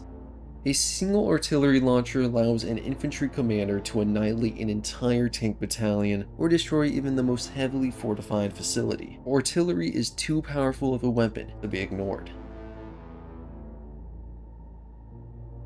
But honestly, I saved the best for last. If Arasaka's HQ had not been nuked at the end of the 4th Corporate, you may have very well been seeing clone armies in future conflicts. You heard that right. During the 2023 Arasaka HQ raid, 2 shocking discoveries were made: an engram and data file of Yorinobu Arasaka in the storage core of Soulkiller, but more disturbing was what's found in the adjacent room. It appears to be some sort of cloning facility with a neural uploading system hooked into the Soulkiller storage core, equipment that seemed to be used, with tissue samples labeled Alt 0217 2013 and Yorinobu 0923 2022, as well as several others. You see, in 2020, Biotechnica scientists Francis Young and Moira Kelly managed to implant a construct personality into a perfectly cloned human body, using a combination of cybernetic and organic technology to hold the implant in the blank brain. The self-aware clone was named Adriana. She was the first fully functional, self-aware, self-viable human clone. Now, Adriana wasn't necessarily human, keep that in mind. She was a construct personality, so essentially a complex AI in human flesh. But what program comes to mind that could fix this issue? One that less imitates, but more copies. That's right, Soulkiller. Soulkiller and this cloning tech combined would produce a form of immortality. And of course, Arasaka wanted to get their hands on this tech, and the opportunity presented itself when a group of mercenaries were given the task of transporting Adriana across the entire United States to Francis Young, who had defected from Biotechnica. Arasaka used all of its available resources to intercept this group and cut a deal, allowing their netrunners to extract all needed information on the cloning technology in exchange for letting Adriana and the group go afterward. So yes, that cloning tech found in the Night City HQ is very real, and very much not their own R&D. But it wasn't going to be in their possession much longer. The ongoing data crash and soon-to-be nuclear explosion was about to make sure of that. So the nuke was set, a battle between Blackhand and Smasher ensued, and the rest of the team extracted as the explosion went off under the 2 solos. If Militech hadn't successfully destroyed Arasaka's Night City HQ, we very well would have been seeing entire units of Atom Smasher or Odas running around. In every ending besides 2, V is soul-killed at some point, leaving a replica of his consciousness available for use. All the endings share similar ideas for how V will return. So let's begin with the outliers. First of which is the infamous Devil ending, the only guaranteed ending of the base game, and likely the worst outcome. After you assault the tower alongside Hanako to secure Arasaka from its self-sabotaging CEO and family traitor, Yorinobu Arasaka, you're sent off to a secure research station and lab in space to receive the treatment you sought after. Despite Arasaka being the creator of the relic, This procedure turned out to not only be extremely invasive, but detrimental, as they forcibly removed the relic from your brain. The result being a barely lucid dreamlike state as V experienced psychological and physical tests in a disturbing loop, only further highlighting their spiraling mental deterioration. It's only once V is visited by either Hellman or Takemura that there is a break in the program, though neither had arrived bearing good news. The procedure was clearly a failure, and V is left with very little time, an estimated 6 months. Arasaka doesn't mind capitalizing on this, giving you a final choice. With this offer, Hanako Arasaka rewards you generously for your service. There's not, as you say, more to the story. Nope. Doesn't sound good to me at all. I agree to this, and they'll do whatever they want with me. There will be a contract to protect you. Sign it, and you will live. It is written here that you relinquish all rights, but do not worry. The law is simply behind the times, and Ingram is not legally a person. So I get to be corporate property first? Like many brain dance stars and politicians from what I know, the program is a success. There have been no complaints. Live out your months on Earth, or trade your soul over to Arasaka, giving them complete and utter control over your memories, personality, consciousness, and skill set, a fate determined by many others to be worse than death. The choice I'm obviously highlighting right now is the decision to return to Earth. This is one of the few endings in which V isn't soul-killed, so arguing for their survival under a 6-month trial period is rather difficult, but it's left rather up in the air, especially when considering Hanako's final words to V. Hello, V. From what I understand, you have less than 6 months to live. I do not know how you plan to spend this time. Perhaps you have chosen to put your feet up, rest, ponder life's meaning. Or perhaps you continue to do what you are good at. If that is the case, my father and I would gladly retain your services. You would be compensated generously. 6 months will pass faster than you imagine. It would be a shame to let this time go to waste.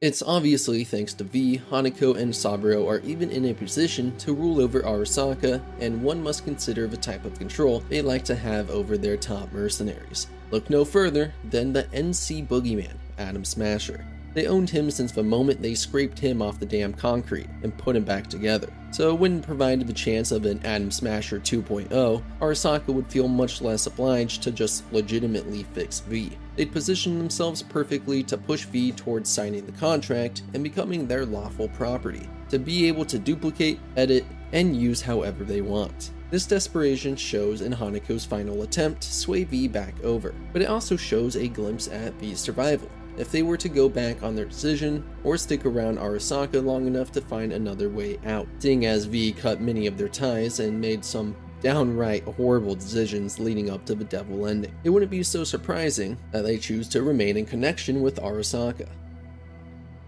The tower ending tends to be labeled as the Devil 2.0 for obvious reasons. You choose to ultimately side with Reed during the Phantom Liberty ending and hand Songbird over in NUSA custody.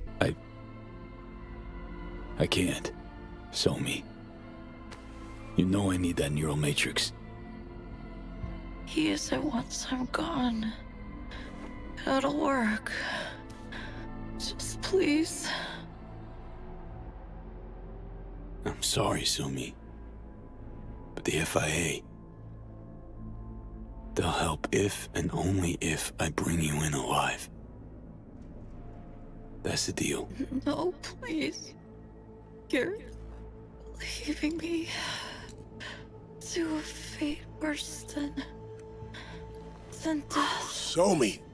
Thereby opening up the opportunity to accept the aid of the NUSA rather than Arasaka. The surgery using the previously acquired neural matrix and its contained AI doesn't entirely sway in V's benefit, as they wake up 2 years later to a new world, one where relationships, friendships, and time have moved on.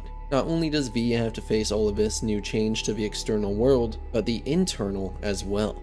Upon awakening, Reed claims that V's neurons can no longer handle combat implants, essentially putting them back to square one of their new life. Despite the crunch that will surely redefine V's life, it doesn't change the fact that they were a legend. This ending is also very obviously self-explanatory for this video. V goes on living, and there's really not much else to it, unless of course you're like me, and theorize that not only is the disabling of their combat implants a farce, but so is the proclaimed coma that Reed is so hesitant to speak on. Arasaka would gladly use you to their advantage, so why wouldn't the NUSA? Why not put some of their tech to good use and make V a good old Winter Soldier style sleeper agent? But that's a topic I've already covered in great detail, so rather than rehashing it here, go check it out. I'll have it linked down below. So, we have the two outliers cleared, so we move on to all the other endings in which V is soul killed, which essentially happens when accepting the contract with Arasaka during the devil ending and every time V enters Mikoshi, which is all the other endings. So, when do we start? Haven't caught on yet, have you? What? What do you mean? Alt's already split us. Once you jacked into Mikoshi, she lit you up with Soul Killer. Your output don't fuck around. I am not his girlfriend. And before we begin this segment, I've gotten one comment a few times too many. Well, V doesn't actually survive because it's just an AI coded to replicate V. Therefore, V is actually dead and it's just a duplicate of them. So your video is stupid because V doesn't survive. Well, yes, but no. Not only would we be getting into a long-winded philosophical debate that really has no objective answer, but we also have to recognize that V, in practically any definition, has already been dead since the heist. The moment V was shot in the head, the relic began its overriding. So no matter how you look at it, the original V is dead at the start of the game and will never be back. And for the sake of this video, we are obviously talking about the V that came out on the other end survival. Or else I would be a philosophy channel debating if a perfect AI replica is technically alive. Well, maybe that is a topic for a future video. Also, don't bring up the Silverhand engram because in all likelihood, the one in V's head isn't even the original, so it's not necessarily the same debate at that point. So with some technicalities cleared, let's talk about why V being soul killed is so essential to their survival. Well, it's actually quite simple. The ability to transfer said engram into a new body. So whether V goes back into their body with the 6-month trial period or remains in the net, they could come back. We actually have the Tabletop RPGs by Mike Pondsmith to thank for this information, as do we for the entire series, obviously. But one specific book allows me to do all this cool speculation and lore dumps on you guys. The Cyberpunk Land of the Free Adventure book gives us a look into the exact details of the first clone, a construct personality placed into a perfectly cloned human body named Adriana. She was considered the first self-aware, fully functional human clone, though obviously a construct personality is just that. It's a framework, and therefore makes it more of a rudimentary AI in a meat suit rather than someone's consciousness, or at least whatever you want to call an engram. It was incapable of expressing any real emotion or desire. So this cloning technology, combined with Soul Killer, would do the obvious. It's a blueprint for immortality, capable of bringing someone back to life with a combination of two insane projects. An idea that Old Cunningham actually had in mind during her original creation of Soul Killer, before Arasaka kidnapped her and developed it into a weapon, and then used it on her. But it would be ridiculous to assume that Arasaka would have never caught onto that, right? Well, guess what? They did. So just what happened, and why isn't there a young Saburo running around instead of sitting in back-to tanks for decades and then hopping into his son's body? Well, in the 2020s, Arasaka was actually successful in stealing the designs for cloning from the mind of Adriana herself during an escape from Biotechnica. Arasaka put these designs to work, using tissue samples such as Alt Cunningham's and Yorinobu Arasaka's in their Night City HQ in 2023 after building a cloning facility linked directly to Mikoshi. But unfortunately for Arasaka, and thankfully for legitimately the entire world, the data crash was going on during this time, meaning all their valuable data was centralized to the Night City HQ until they got the chance to transfer it physically to avoid any loss of data. So when Morgan Blackhand, alongside Militech and tens of Night City legends, attacked and nuked the tower, Arasaka lost that cloning tech for the foreseeable future. But just because Arasaka lost it doesn't mean it's gone forever. Thanks to Cyberpunk Red's Black Dog storyline and a little bit of speculation based on previous source material, it's easy to conclude that it is still around in some form, thanks to the character named Angel, who is heavily implied to be a clone of Alt Cunningham. There's a lot of intricacies to that story though, so I'll let the video up on screen answer all your questions about that. Yeah, sorry, I'm sending you to another video, but it's just too much detail to shove into this video. But just know the possibility is out there, whether it be in Los Alamos Labs, an abandoned Biotechnica facility, in the mind of an AI or clone, or retrieved from the beyond the BlackWall in the corrupted old net, which a lot of these could give much more credence to the Nomad ending. Speaking of nomads, there's one group that takes the idea even further, named the Technomancers, a group of technically oriented nomads who are one of the most mysterious nomad packs in the country, taking in no new members from outside the nomad population. Technical mercenaries and literal wizards of technology in every sense of the term. Rumors of their origins are diverse, some even claiming that they are renegades from the pre-collapse SHOP, a super secret research organization, and others claim that they are outcasts from the dome city of Alpha. Right, so Saburo is definitely dead. Like, trust me on this. Such conviction! You witnessed his death with your own eyes? Well, it just so happens no, I did not. You see? You see? But how could mere mortals become these death-defying abominations, you ask? With the help of techno-necromancers from Alpha Centauri!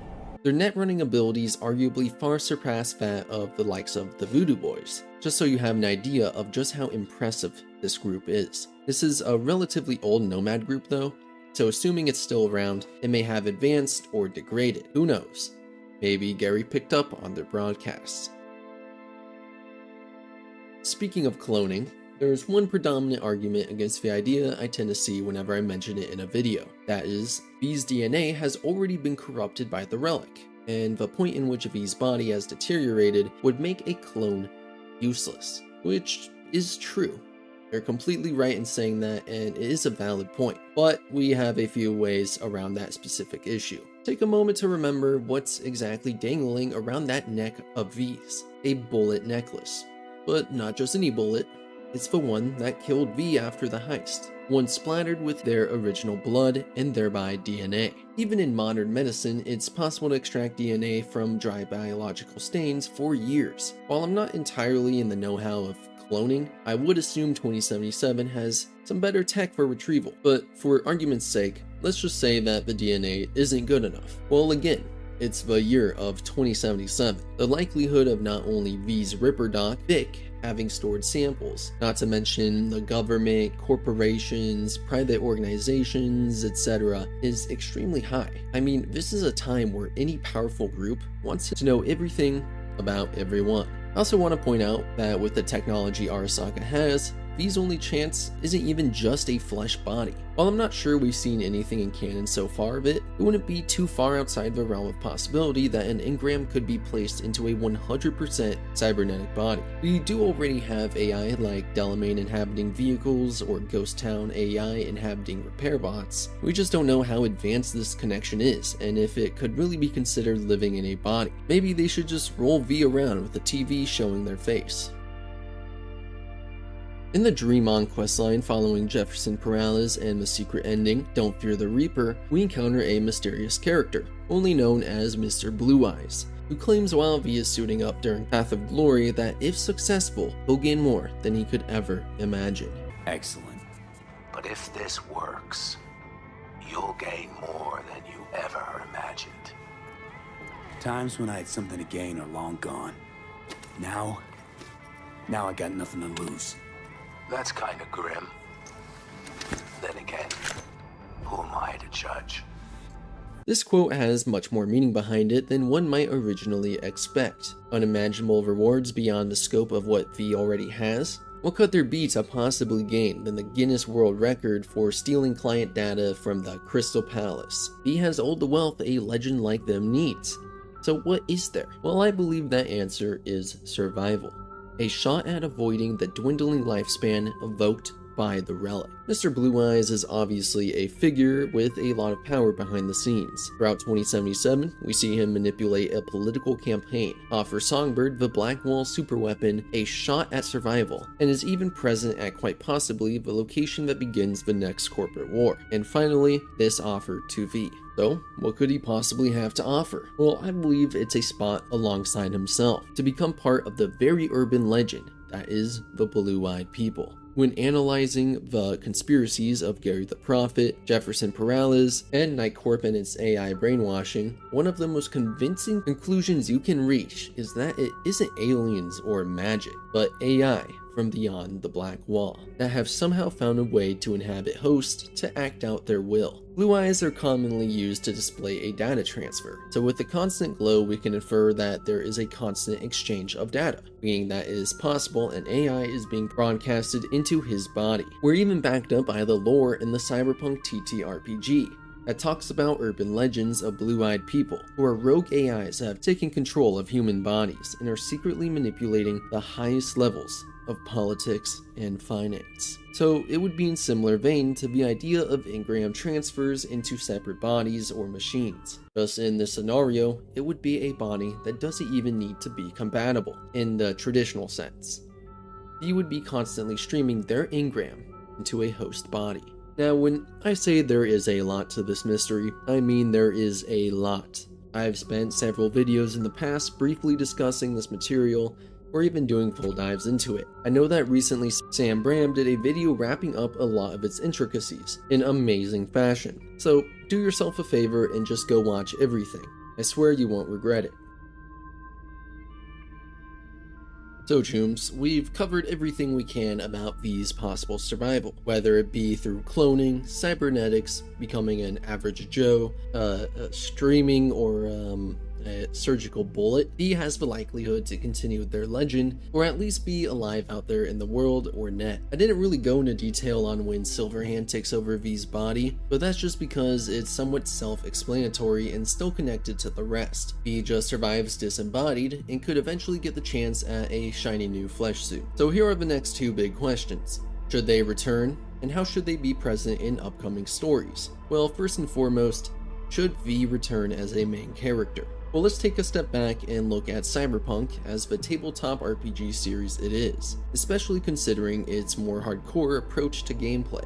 With a low time to kill and the rock step meaning you're rerolling a new character seconds after an encounter. You are meant to begin new characters, start anew, let go of the past, and ultimately have a unique role-playing experience each and every time. The point I'm trying to make here is that, as a starting point, it was reasonable for 2077 to lay the groundwork with a more linear story and protagonist. Sure, you could customize V and swap some skill sets, but they were still V at the end of the day. I believe that Cyberpunk going forward has the opportunity to revolutionize what an RPG truly means, at least in the video game aspect, allowing you to create a character much more akin to something you'd roll in the tabletops. That's kind of the goal, but maybe it's aiming too high, seeing as it's much easier to just do whatever you want on a blank canvas. But I would at least like to see a new character framework each game instead of just rehashing V. So yeah, personally I think V shouldn't return as a main character. But what impact should they have on the story then? Should they be a side character, NPC, spoken of in legend, or just completely excluded? Well, complete exclusion would be a bit harsh. Not to mention it would stick out like a sore thumb for their story to just never be mentioned again. I mean, imagine if you played 2077 and Morgan Blackhand was only mentioned like 2 times. Oh shit.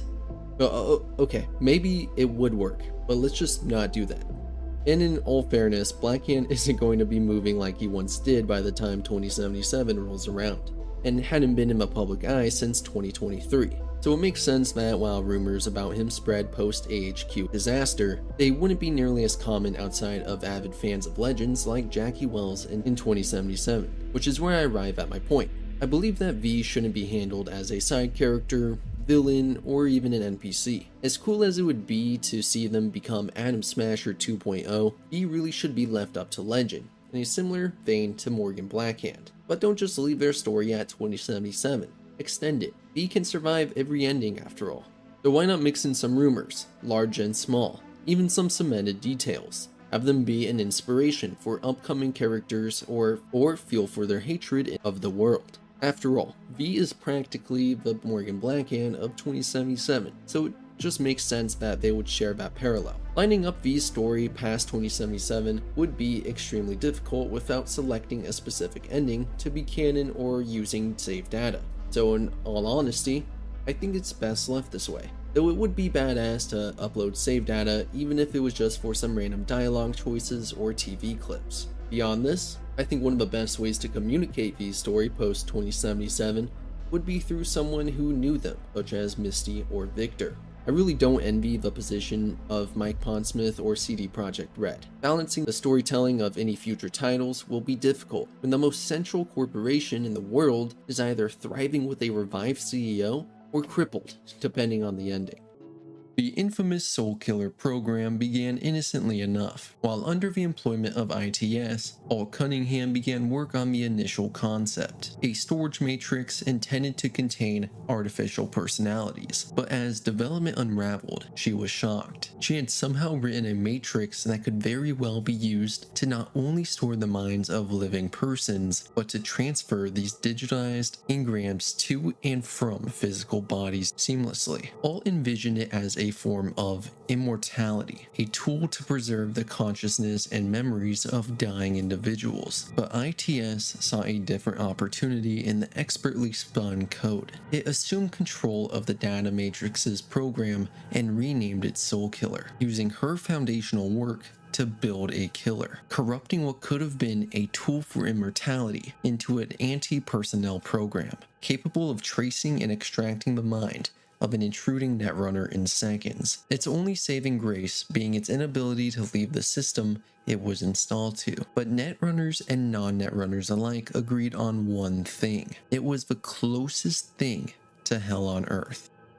And it wasn't long until Arasaka caught on, abducting Alt and forcing her to write an improved version of the program from scratch, one capable of freely traversing the net. While this program didn't necessarily need to kill in order to capture and store an engram, it typically was deployed for assassination purposes, which leads to a common and interesting moral quandary. While the original person may be killed in the process, a perfect clone of them would be extracted, a clone that had no human rights or capability to escape whatever Arasaka decided to do with them. Anything that could already be done in the net could be repeatedly done to this clone for eternity. Realistic simulations of torture, death, or terrifying brain dances on repeat. There was no escape until Arasaka decided there was no further use for you and deleted your code. Later in the 2040s, Hanako Arasaka would be the catalyst for the Secure Your Soul program, beginning work on a version of Soul Killer focused on Alt's original vision. But both of these versions present equally terrifying outcomes. Immortal CEOs, celebrity engrams enslaved for entertainment,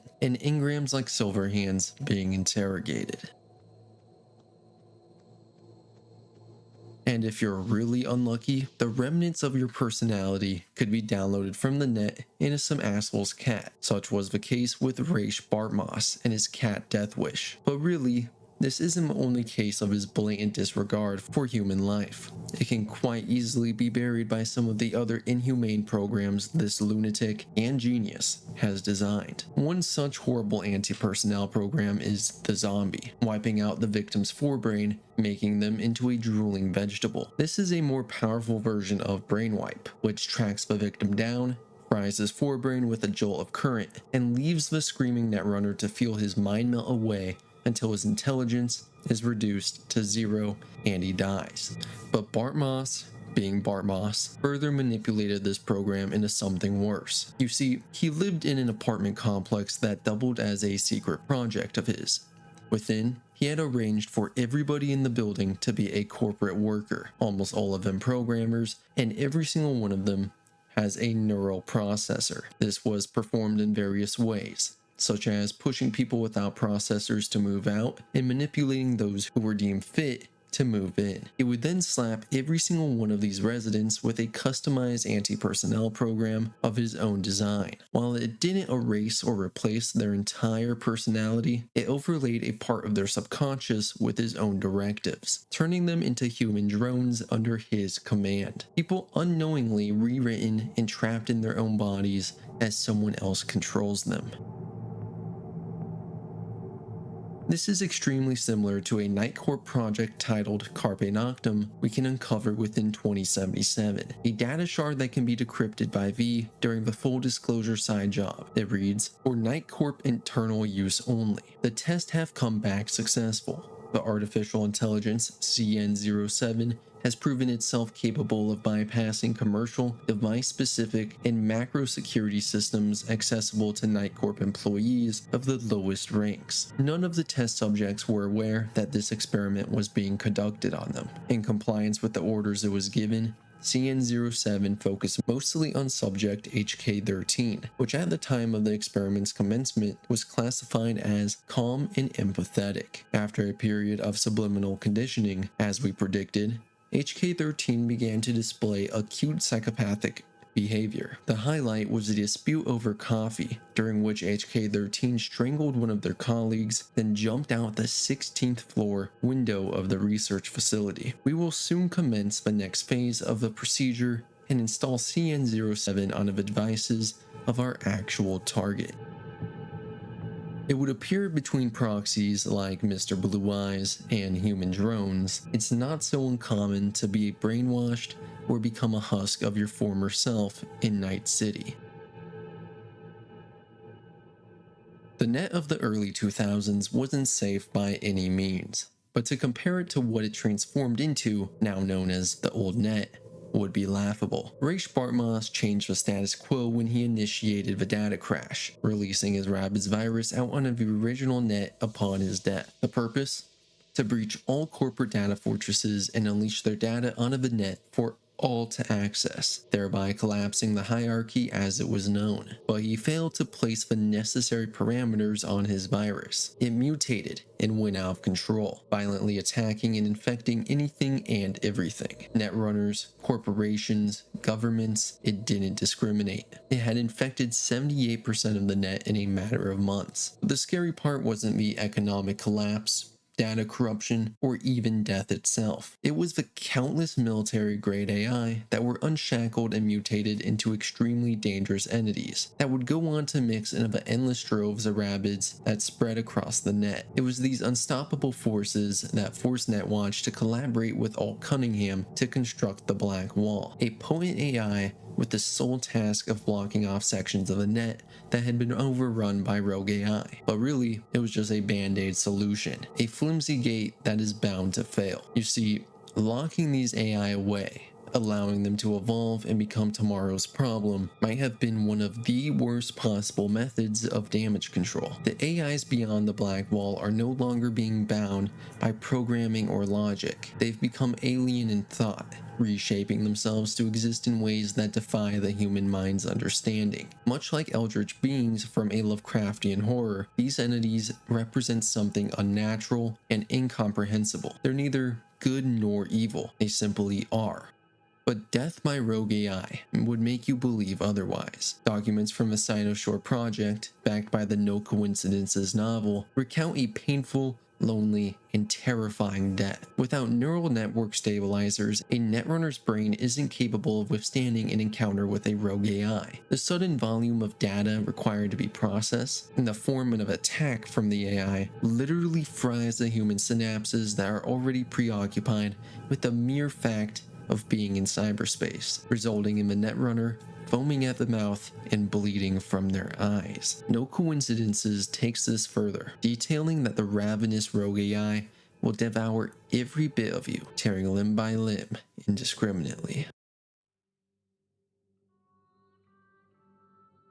Brain dances are one of Night City's great promises, an escape hatch from reality, a way to slip into someone else's skin, feel what they felt, think what they thought, live their memories with perfect sensory fidelity in their pure, unedited form. BDs are overwhelming, raw emotional spikes, pain, terror, adrenaline. Most people can't handle this. That's why BD editors scroll them, filtering out the fear, the agony, and the sharp edges of human experience no one actually wants to feel. But not all editors are interested in making something safe, nor are all viewers interested in something tame. Some specialize in XBDs, illicit brain dances built around shock, violence, suffering, and death. Snuff-grade sensory art designed for people who've gone numb and want to feel something again. And one such editor is Jimmy Kurosaki, a man whose reputation in the underworld is built on producing the cleanest, most immersive XBD loops money can buy, high-end commission pieces included. And in episode 5, David Martinez becomes his newest canvas. When David's crew attempts to abduct Kurosaki, the job collapses instantly. Kurosaki hits them with shock nets and countermeasures designed to neutralize entire squads. David wakes up strapped into his equipment, not in a warehouse, but in a studio, surrounded by the tools of a man who treats human misery like art. Then the BD begins. David isn't just forced to watch extreme violence, he's forced to feel it, over and over. Kurosaki submerges him in a looping sequence of cyberpsycho incidents, each one more disorienting and grotesque than the last. Curated sensory recordings from real killings stitched together by a man who knows exactly how to break a mind. Every murder feels like David's own hands are committing it. Every scream vibrates in his throat. Every bullet impact registers in his flesh. He lives the fear, the confusion, the guilt, and then dies, just to wake up and do it again and again and again. Kurosaki uses this as a demonstration. He tells David that he's walking the same path as the cyberpsychos and the BDs, that his over-reliance on his Sandivistan is pushing him towards psychological collapse. And for David, this is the moment the slope begins to tilt. This BD loop is the first time we see him genuinely fracture under sensory overload. A young, traumatized kid already walking the edge is forced to drown in the emotional aftermath of dozens of murders that aren't his but feel like they are. Kurosaki forces David to experience cyberpsychosis before he ever even reaches it. Ironically enough, this is also how cyberpsychosis can be treated. A cyberpsycho who goes over the edge is often killed outright. They usually have enough implanted hardware to cause significant damage, and are a threat to anyone they come across. Most police departments will not go out of their way to bring cyberpsychos in alive, as attempting to capture them is much more dangerous and puts bystanders' lives at risk. But if the cyberpsycho can be subdued, they will be strapped down and all of their cybernetics deactivated. They are forcibly jacked into a custom brain dance where a cyberpsychologist, sometimes called a psychoshrink, attempts to piece their personality back together. Over weeks or months, the cyberpsycho gradually regains their humanity. They may even eventually become human enough to install cybernetics again, assuming they're not in prison for crimes committed on their rampage. But they're never really the same again. Mental damages from cyberpsychosis will change aspects of their personality and follow them their entire lives.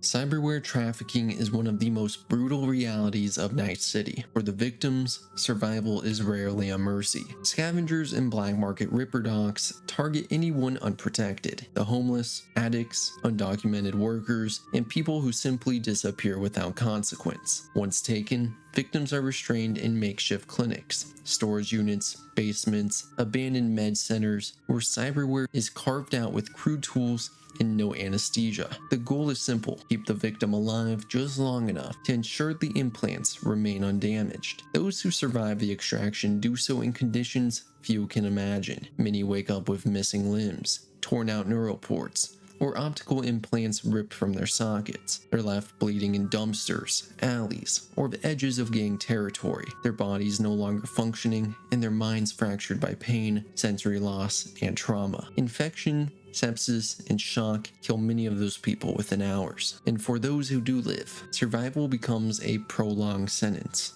They can suffer neuropathic pain, where cyberware once interfaced with flesh, phantom feedback, or ghost signals from missing limbs or severed neural links, cognitive damage from torn out neural wear, and even identity loss, as implants tied to memory or personality regulation are violently removed. Some, like Leon Rinder, are even forced into this fate, who sold chunks of his body to rid himself of the guilt in the aftermath of cyberpsychotic rampages. I was there. Savage what you did. Makes you the savage. Fuck you want me to say? That I admit to all the sins I committed? Remembered, forgotten, and all in between? Fine. I regret it, okay? I regret all the years with Hansen. Joined up when I was just a kid. Kept my head down, followed orders. Whatever I did, I'm sorry. As if you know shit about Dogtown anyhow. Look at me! What else have I got to lose, huh? They fucked me over, all of them! Used to be a soldier.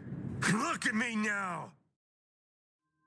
Now, I have gone on record stating Biotechnica is one of the best, most helpful corporations in 2077, but that is a pretty low bar. Yes, they do a lot of good, much more than others, but they're equally guilty of some of the most abusive corporate practices and inhumane experiments. The most notable of these being in relation to the Red Ochre Nomad clan. Biotechnica's regional director for tech and development, Dr. Joanne Koch, aided by colleagues Alex and Diana, was responsible for the unscrupulous capture of nomads of the Red Ochre clan, using them as test subjects for a project called Nightingale, resulting in the death of 70 clan members. To prevent a leak of the affair, Dr. Joanne also ordered Biotechnica security to have her colleague Amelia Morton killed. Media Manuel Mendoza, who started investigating Project Nightingale, befell a similar fate. Evidence of further experiments can be found in an extremely disturbing shard on Clement Street leading to Pacifica, in the Biotechnica Flats. It's located on a dead body next to a tanker, and details an archived conversation between a Charlie's Fury and Dakota Smith. Charlie's is running with a crew that has just escaped a heist on Biotechnica in order to save several women who were artificially fertilized. Their vehicle has given out, and Fury is told that if worst comes to worst, ditch everyone and save at least one of the mothers. In the Nomad camp, we can even access a laptop that has the Biotechnica site pulled up. The news reads, "Scientists in Rome have successfully spliced human brain cells with wolf embryos. Ever since the majority of governments outlawed the destruction of hybrid embryos, there has been more and more efforts to create," end quote.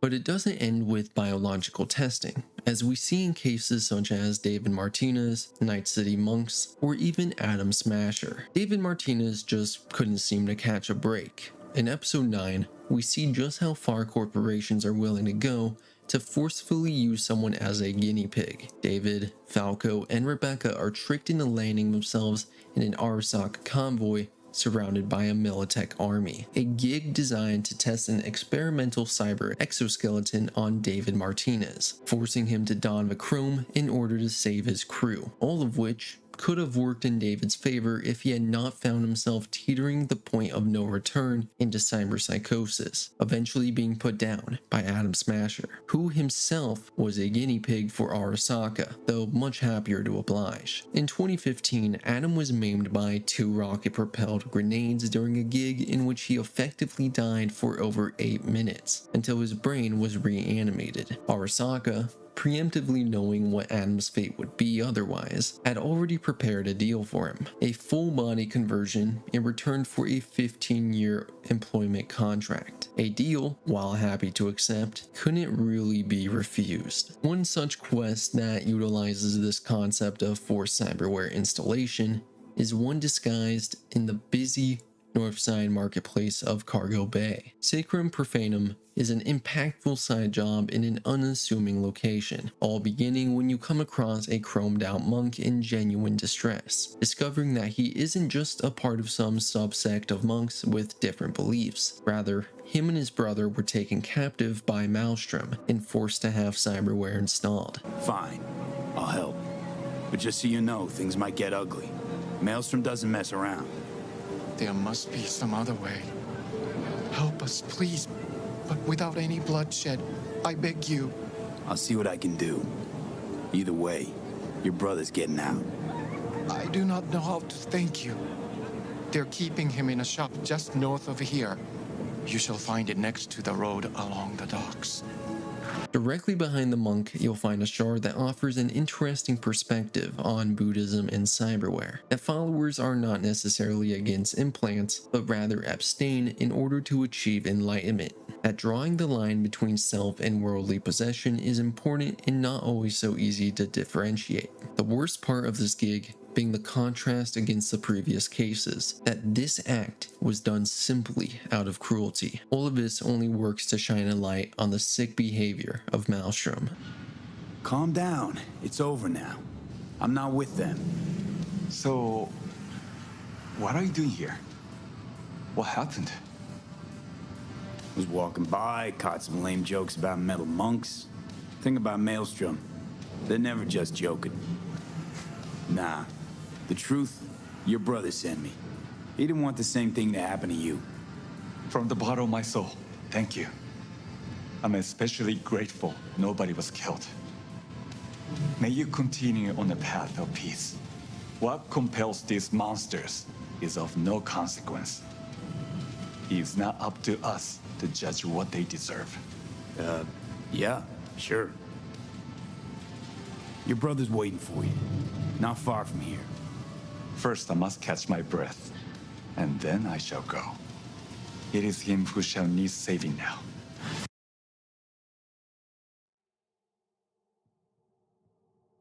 In Vista del Rey, Haywood, a hidden shack with an alley can be found and snuck into through the ceiling. Within the shack, you'll find a disturbing scene. Empty cans, blood staining the floor, shelves of beef, and a man chained to a chair with a bursted stomach right in front of a plate of meat. This man is Jax Kermith, a BD scroller known for fattening people up with scop to their limits. Yeah, so what happened to him? Well, sometime before his death, he received an anonymous request from a fan to take his typical brain dances a step further, using meat instead of scop, and until the person's stomach burst. Jay was more than happy to entertain this production for the right price, and so a time and location was set. But when the time came for the cast to arrive, Jax discovered he himself was the cast, and the victim of his new XBD, forcing him to eat until his stomach could no longer handle it and burst. This has to be one of the most disgusting fates I've come across during my time in Night City. But of course, the real worst fate in the Cyberpunk 2077 universe is being stuck with an insufferable rocker boy in your head that acts as brain cancer. Just kidding, we love you, Silverhand, even if it results in V fading away. So what actually is a Night City legend? Dominance, fame, charisma, a stylish death? All different answers you can get depending on who you ask. But despite how often the term gets thrown around, there is actually some official Night City Legend certification office handing out licenses and ranking mercenaries, corpos, fixers, and the rest. The fact is that the title is entirely based on reputation and influence. They aren't defined by ideology or morality, but by visibility. How many people care they exist? Have they been involved in major crises? Do they hold influence, or are they capable of seizing it through strength? And how have they shaped the world around them, for better or for worse? And they shouldn't be confused with being cyberpunks, someone who lives on the edge and refuses to adhere to a system that seeks to control their humanity, identity, or freedom. A Night City legend is remembered by the city. A cyberpunk refuses to belong to it. Take Morgan Blackhand, for example. The average Night City merc couldn't tell you how many jobs he completed,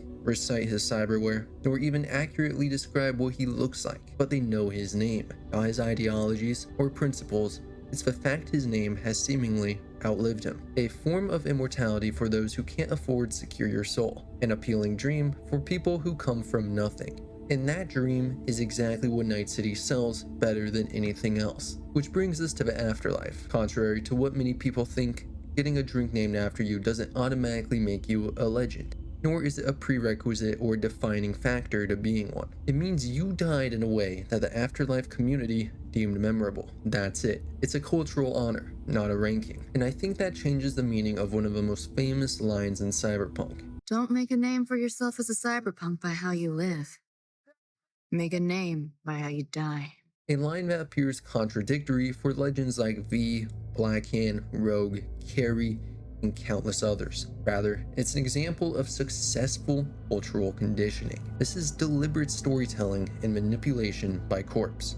Because if you can convince people immortality comes through reputation, they stop asking harder questions. Questions like, who actually benefits from me risking my life? Who profits when I become a legend? And why does every path to becoming unforgettable somehow end with me becoming disposable? Because the afterlife doesn't preserve the people who changed the system, it preserves the people who became stories. Stories that inspire more mercenaries, those who chase impossible dreams, and the cycle continues. That makes the afterlife a part of Night City's corporate crafted mythology, though perhaps more of us should have realized Arasaka's meddling with Rogue much sooner. And what really made this all stand out to me was comparing Night City to other Cyberpunk IPs, because this obsession with becoming a legend isn't actually a norm for the genre. In most Cyberpunk stories, people aren't trying to become celebrities, they're trying to survive and usually fight corporations because they want freedom, not for a drink to be named after them. Look at a lot of classic Cyberpunk media. People disappear into the crowd, reject systems, expose corruption, then they leave. Success isn't measured in fame. Night City uniquely turned rebellion into celebrity culture, and perhaps the biggest piece of evidence against this obsession with legends comes from Cyberpunk's own creator. Mike Pondsmith has famously described Cyberpunk as a genre that isn't about saving the world, it's about saving yourself. And that's important because Night City teaches the exact opposite lesson. The city tells people that the highest form of success is becoming unforgettable, becoming a legend, dying in a blaze of glory so spectacular that people are still talking about you decades later. But Cyberpunk has never really been about this. It's been about holding on to your humanity in a world designed to strip it away. It's about protecting the people you care about. It's about refusing to let corporations, governments, gangs, and technology decide who you are. The irony is that so many of Night City's famous legends failed precisely because they stopped trying to save themselves. I want to preface the upcoming arguments with something important. I realize that participating in a system isn't the same as actively supporting it. Many people in Night City do what they need in order to survive. Oftentimes this means taking part in a flawed system, such as many mercenaries working directly with corporations despite being edge runners that want to tear them down and live outside their control. There's layers to this, and I hope that this video can communicate that effectively. Want the afterlife to make a drink in your name, you gotta die first. You know the rules. I live like a legend first, though, huh? You imagine. Susan Forrest, Boa Boa, maybe even Morgan Blackhand. I hate to break it to you, but you're no Morgan Blackhand.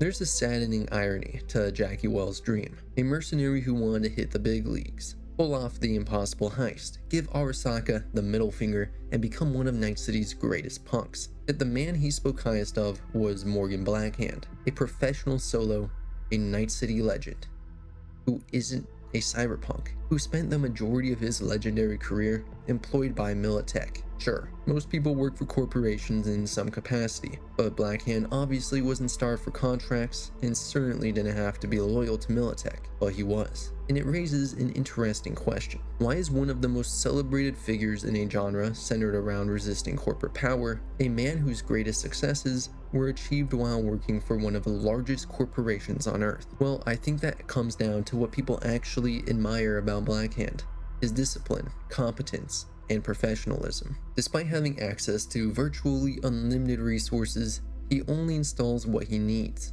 His cyberware isn't excessive, it's deliberate. Every implant serves a purpose, and every piece of equipment fills a role. But what becomes frustrating about Blackhand being such a revered character isn't because he's a corporate lapdog, but because there's another version of him that feels far more aligned with what Cyberpunk is trying to say, one that is more deserving of admiration. So what could this look like? Well, it actually comes straight from source material that has been retconned: CyberGeneration. In this timeline, a nanotech plague known as the Carbon Plague spreads across the world. Unlike most diseases, it primarily affects the younger generation, granting them strange new abilities while making them targets of governments and corporations alike. The setting is radically different from mainline Cyberpunk, but what interests me is what happens to Blackhand. By this point, he had left Militech completely behind. When the Incorporated States of America attempts to recruit him into an organization tasked with hunting down infected children, Blackhand refuses. He adheres to a very strong moral code. Not only does he refuse, he kills their second in command and leaves a trail of bodies behind him on the way out. From there, he joins Alt Cunningham, Johnny Silverhand, and Rache Bartmoss in a guerrilla campaign against the ISA, fighting to protect those being exploited by the system. And for the first time, Morgan Blackhand starts to feel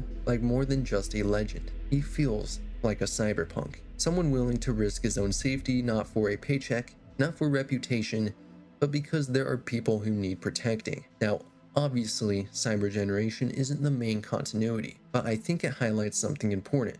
The reason people love Blackhand isn't because he worked for Militech, it's because they want to believe there's something more to him. They want to believe that underneath the contracts, the corporate wars, and the legendary reputation, there's still a man with principles. And maybe Pondsmith's comments about Blackhand still being out there means we haven't seen the end of that story just yet. There's still time for him to take on this role.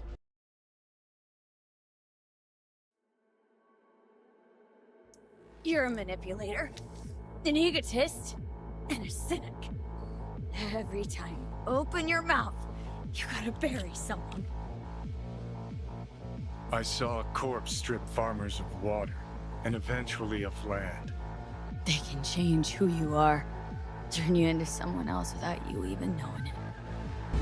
You know what? Glad we talked, Johnny. You've changed. For better or worse. The guy who saved my life. Good night, Valerie. Today was a good day.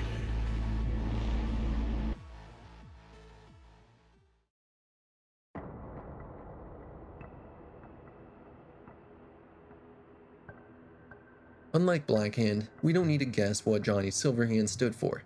He hated corporations, he hates authority, he hates the way Arasaka and Megacorps treated human beings like disposable resources. The man spent years publicly attacking corporations through music, activism, and eventually outright terrorism. If anyone should represent the cyberpunk spirit with the Night City legend mythos, it's Johnny Silverhand. And yet, much of what makes Silverhand famous is built on myth. When people talk about Silverhand in 2077, they picture the man who stormed Arasaka Tower, planted a tactical nuke, fought Smasher, and brought the largest corporation in the world to its knees. But this version of events isn't entirely true. Not only are Johnny's memories distorted by time, ego, and the relic, but the story itself has been distorted by decades of retellings and corporate manipulation. When we look at the actual events of the Fourth Corporate War, Johnny wasn't even the second most important person involved. The assault on Arasaka Tower was part of a much larger Militech operation. Morgan Blackhand was there, Militech was there, entire militaries and Netrunner crews were involved. Johnny was one piece of a much larger conflict, yet somehow he became the face of it. Someone wanted his story changed, and he ended up being a scapegoat for one of the most deadly incidents in Night City history. The man who spent his life fighting corporations and corrupt governments ultimately became a corporate product himself. His memories became data, his personality, intellectual property. But Johnny refused to remain a product. The version of Silverhand we meet in 2077 isn't perfect. He's arrogant, self-centered, bitter. He still carries many of the same flaws that defined him in life. But for the first time, he's forced to confront what his obsession cost him, the people he hurt, the mistakes he made, the reality that he wasn't the center of every story. And through V, Johnny is given something almost nobody in Night City ever receives: a second chance. Not a second chance at fame, not a second chance at becoming a legend, a second chance at becoming a better person. Which is why I think Johnny occupies a strange place in this discussion, because unlike many Night City legends, the thing that makes Johnny interesting isn't his reputation, it's his growth, his willingness to stand for something, his willingness to sacrifice, and eventually his willingness to admit when he was wrong. His legend is largely built on distortions and decades of exaggeration. But the man underneath that legend, the man trying to become something better than he was, that's the part of Johnny Silverhand that actually feels cyberpunk. Because cyberpunk was never about becoming famous, it was never about having your name remembered forever. It was about holding on to your humanity in a world determined to take it from you. And for all of Johnny's flaws, he never stopped fighting for something bigger than himself. Ironically, that's what makes him more worthy of admiration than the legend ever was.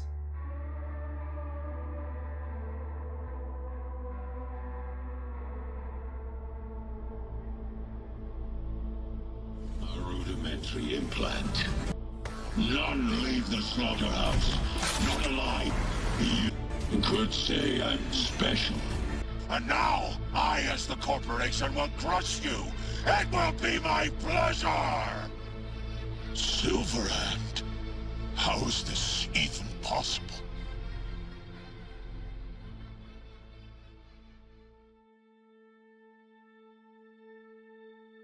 Now, before people start typing angry comments, I need to clarify something. When I call someone a fraud in this video, I don't necessarily mean they're weak. Adam Smasher isn't weak, Blackhand isn't weak, Johnny Silverhand is weaker than most mercs, but makes up for it with charisma that makes a crowd rush Arasaka's tower. A fraud is someone whose reputation represents something completely different from the reality under it. And if that's our definition, then Adam Smasher might be one of the biggest frauds in Night City history. Behind the Arasaka branding, combat cyberware, and blind violence is the 4% of meat left of a nobody from the Brooklyn streets. Without Arasaka, Adam Smasher would have died decades ago after a failed job left him reduced to little more than a handful of surviving organs. Everything that turned him into the NC boogeyman came from a contract.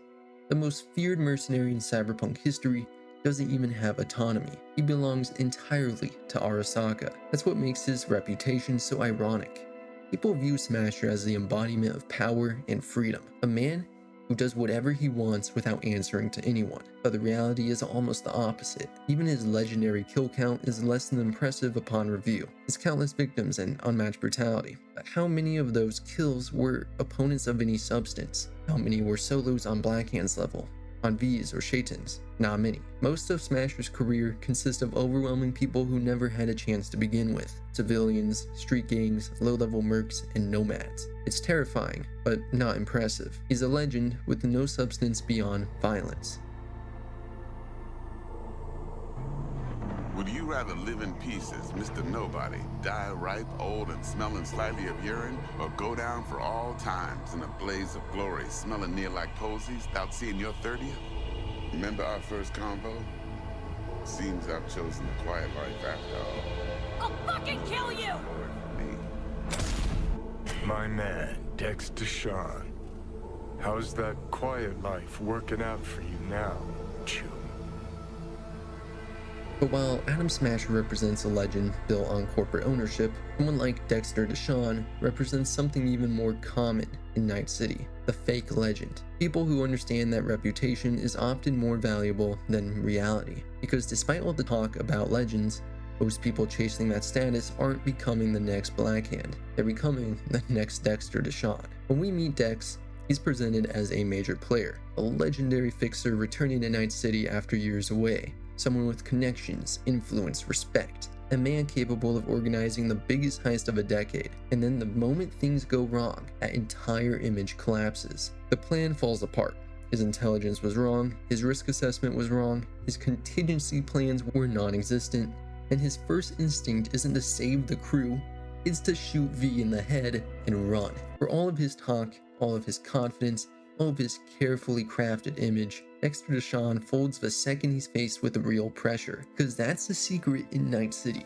Most reputations are exaggerated. But reality always shows up eventually, and when it does, a lot of legends suddenly look a lot smaller. That's why I think Dexter is one of the most important characters in 2077, not because he's powerful, but because he represents a reality check of a player. Just another person desperately trying to convince everyone they're more important than they really are. And Dex isn't alone. Night City is filled with people just like him, tricksters inflating their influence, and mercs exaggerating their body counts. Mikoshi's deep underground like Hanako claims it is. You'll just have to find the elevator. If I gotta die, rather fall into my grave gun in hand and on fire, and not drag anyone down with me. Huh. You just discovered what it takes to become a legend.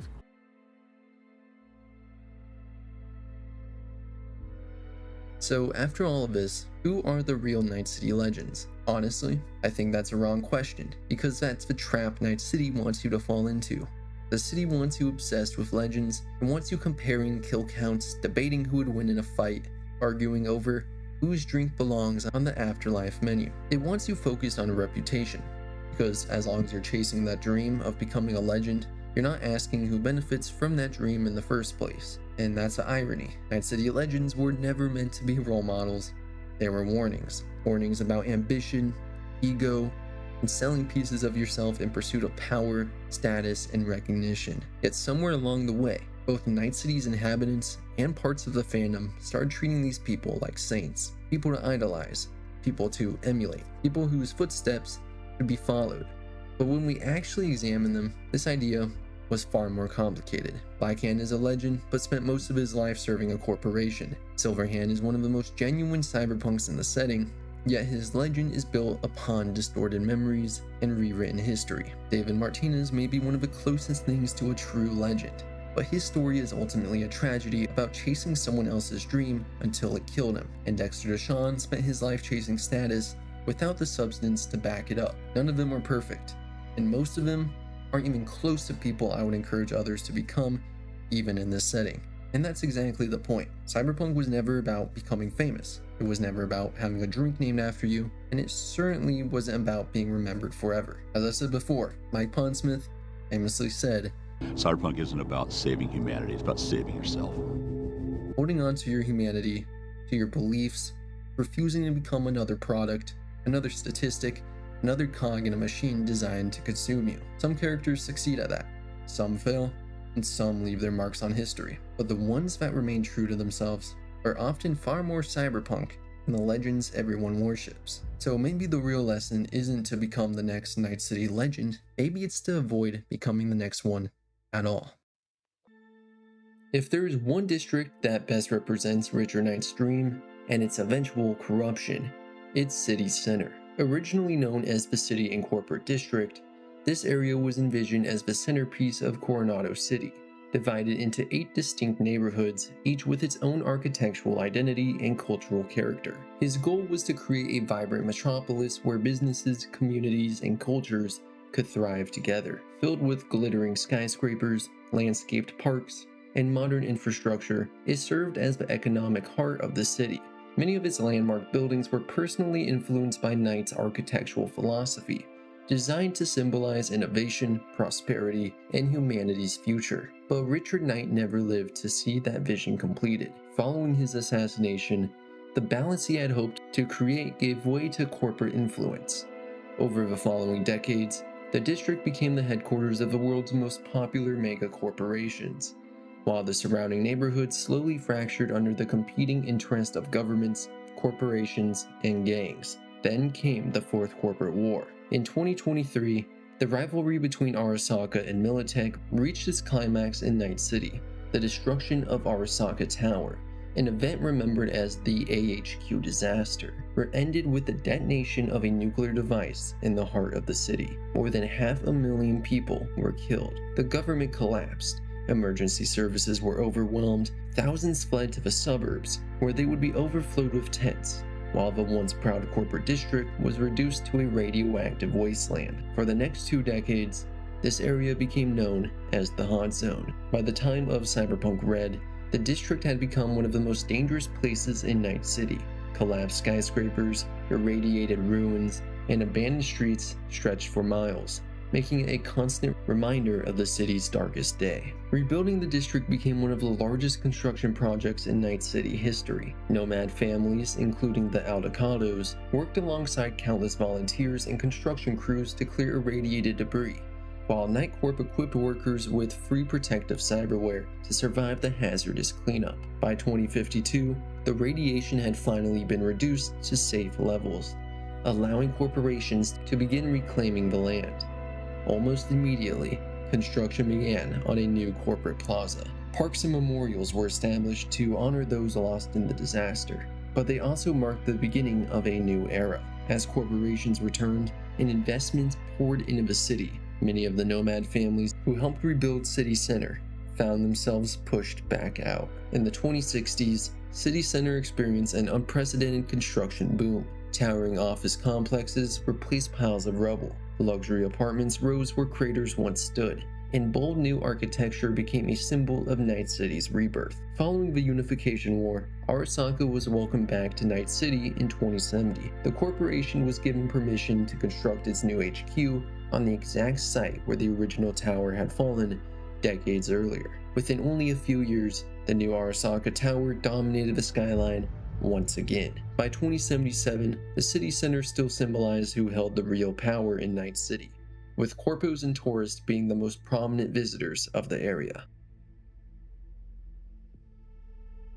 A combat zone refers to any urban area which has been mostly abandoned by the local government, and where law enforcement agencies have limited to non-existent power, making combat zones lawless no-go areas where gangs are usually in control of large territories. Night City's first combat zone appeared in the late 1990s, consuming portions of South Night City as gangs gradually displaced any remaining authority. By the late 2010s, however, the city had even greater ambitions. It began claiming land from San Moro Bay, expanding southeast with plans to construct a new industrial district that would fuel the city's continued growth, but it never happened. The outbreak of the Fourth Corporate War halted construction. The unfinished district was abandoned before it could even fulfill its purpose, leaving behind empty buildings, unfinished infrastructure, and little reason for anyone to return. Gangs were quick to fill the empty streets. The abandoned development quickly became one of the worst combat zones Night City had ever seen. As refugees fled the destruction elsewhere in the city and law enforcement struggled to maintain order, violence spread beyond its borders. Before long, the old combat zone had become the epicenter from which other combat zones emerged, engulfing parts of South Night City, Old Japantown, and Little China. By the time of Red, entire neighborhoods were controlled by gangs that divided territory street by street, fighting over scarce resources, while the city's appointed managers had virtually no authority. The NCPD and corporate security occasionally launched violent crackdowns, only to withdraw once the operation was over. Officials often compared these raids to cutting back weeds, temporary solutions to a problem that always returned. Yet even here, there were people who believed the district could be saved. Organizations such as Edgerunners Inc. attempted to reconnect the old combat zone with the rest of Night City, providing security and slowly reclaiming territory. By 2045, their leader, Brick Coleman, had become the area's unofficial city manager, proving that even the city's most dangerous district wasn't entirely beyond redemption. By 2077, it had disappeared, with its territories being returned to its former districts, with a new combat zone appearing in Pacifica that would eventually be claimed by Kurt Hansen and his Barghest militia.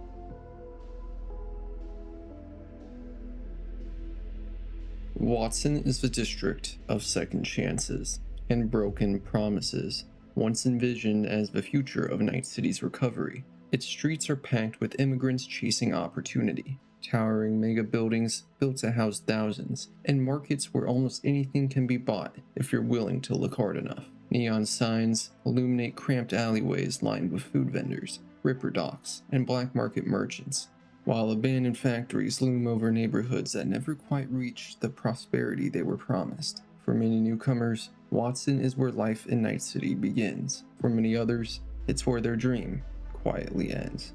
Following the devastation of the Fourth Corporate War, much of central Night City lay in ruins. Hundreds of thousands of displaced citizens suddenly needed somewhere to live, and the city's future became uncertain. The answer was Watson. Originally, much of the district consisted of suburban communities north of the city, including portions of North Oak and neighboring Westbrook. Before the war, it was home to comfortable middle-class families, but as conflict consumed Night City, many of its original residents fled. Their departure created an opportunity. A coalition of Japanese corporations known as the Night City Co-Prosperity Sphere, or NCCS, saw the district as the ideal place to rebuild, investing billions of euro dollars into housing, transportation, factories, and public infrastructure. They transformed the area into what became known as the Watson development. The district quickly became a refuge for those who had lost everything. Families displaced from the ruins of old Japantown were settled into what became Kabuki, while refugees from Little China and other devastated neighborhoods filled Watson's southern districts. Over the following years, immigrants from China and across Asia continued arriving, turning Watson into one of the most culturally diverse places in Night City. And to protect these growing communities, the NCCS contracted the Tiger Claws to act as the district's security force. And for a time, Watson was thriving. During the time of Red, many believed Watson would become the new heart of Night City. Residential megabuildings rose above the skyline. A new monorail connected the district to the recovering city center, and the Northside Industrial District, or NID, became home to cutting-edge factories that provided stable employment for thousands of residents. For a brief moment, Richard Knight's dream seemed possible once again, but as Night City entered the construction boom of the 2060s, investment gradually shifted back towards the rebuilt city center and the luxury of developments of Westbrook. Then, following the Unification War, Arasaka returned. The corporation sought control of Watson's valuable waterfront and entered in a direct competition with the NCCPS. Despite years of investment, the smaller consortium simply couldn't compete with one of the world's most powerful mega corporations. One by one, its member corporations withdrew. The Co-Prosperity Sphere collapsed, and with it, Watson's golden age came to an end. Without its corporate backing, factories closed, businesses disappeared, and many of the district's wealthier residents relocated elsewhere. The Northside Industrial District, once envisioned as a center of advanced manufacturing, became a landscape of abandoned factories, rusting warehouses, and empty apartment blocks. The vacuum left behind was quickly filled by gangs. Maelstrom established a stronghold in Northside, while the Tiger Claws retained control over much of Kabuki and Little China. Kabuki transformed from a planned refugee settlement into Night City's largest black market bazaar. Its narrow alleyways became home to ripper docks, brain dance dealers, cyberware smugglers, and merchants willing to sell almost anything for the right price. This makes Watson a prime target for scabs, a ruthless group that kidnaps and harvests people's organs and implants for resale. Little China evolved into one of the city's busiest neighborhoods, packed with restaurants, markets, mega buildings, and cultures from across the globe. It became a melting pot of immigrants searching for a better life. And along the eastern shoreline, Arasaka waterfront stands as a lasting reminder of Watson's downfall. The location that ended the district's prosperity is now one of Arasaka's most heavily fortified facilities. Completely separated from the surrounding neighborhoods, it helped reshape. By 2077, Watson is considered one of the poorest and most dangerous districts in Night City, but it's also become one of the most iconic. It's here that V's journey begins in 2077, introducing players to the crowded markets of Kabuki, the towering streets of Little China, and the industrial sprawl of Northside before the rest of the city opens up. And more recently, Watson once again took center stage in the first teaser for Edgerunners 2, proving that even decades after its fall from prominence, it remains one of the defining locations of Night City.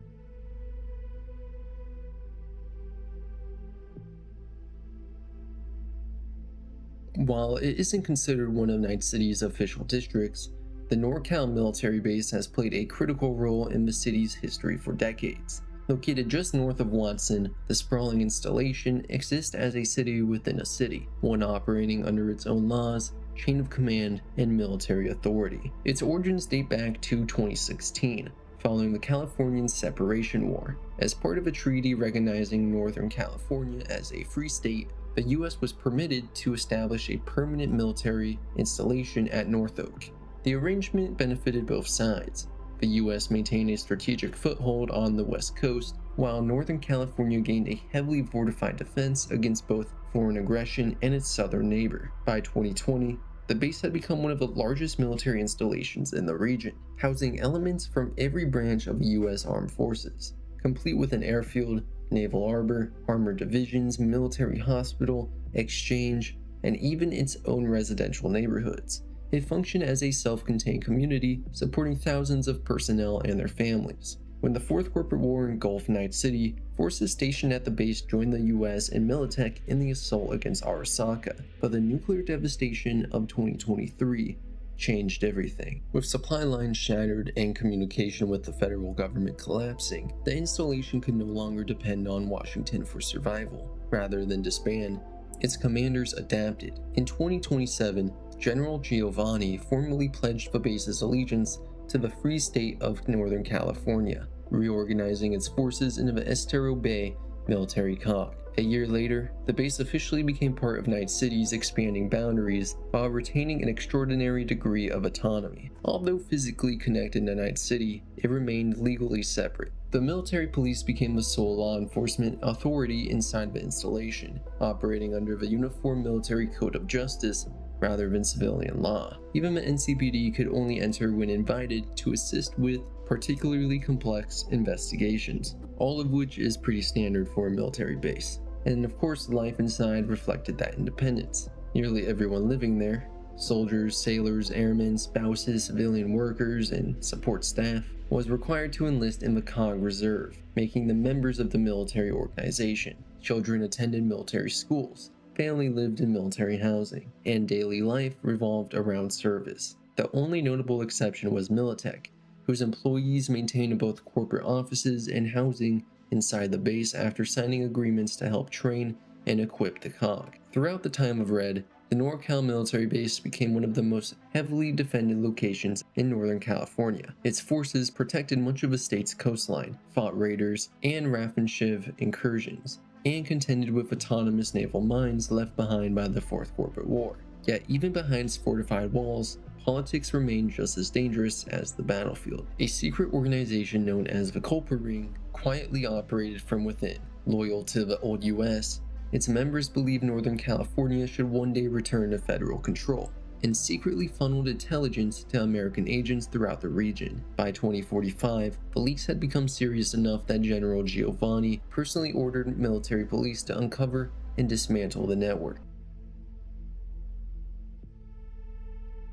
Westbrook is a city corporations sell in their advertisements. Quiet tree-lined streets, luxury hotels, Michelin star restaurants, mansions overlooking the bay. Every corner is immaculate, every park perfectly maintained, and every neighborhood designed to make its residents forget the chaos only a few miles away.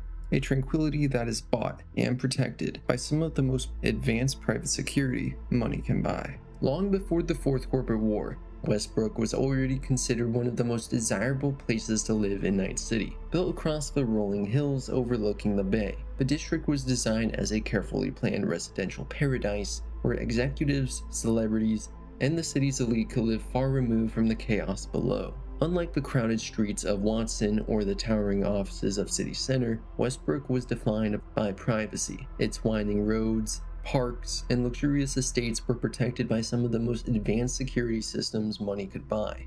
Multiple checkpoints guarded every entrance into the hills. Surface-to-air missile battery systems monitored the skies above, and automated Apex defense systems patrolled the surrounding landscape. Even a simple morning jog required residents to carry biometric identification linked directly to their bodies. Lose your identity card, and the automated defense systems could mistake you for an intruder. For the wealthy, however, these precautions were worth it. Other parts of the hills even had hunting grounds, offering plenty of sport for visitors. In 2020, Biotechnica released their new Mule Deer 2000 for residents to hunt. Executives from Arasaka, Petrochem, EBM, and countless other corporations called Westbrook home, alongside politicians, celebrities, artists, and some of Night City's most influential figures. Corporate executives considered it one of the safest places in the city to house high-value personnel, and in the decades before the Fourth Corporate, only a single corporate extraction attempt was ever made within its borders. The operation ended in disaster, leaving 3 AV-4 gunships destroyed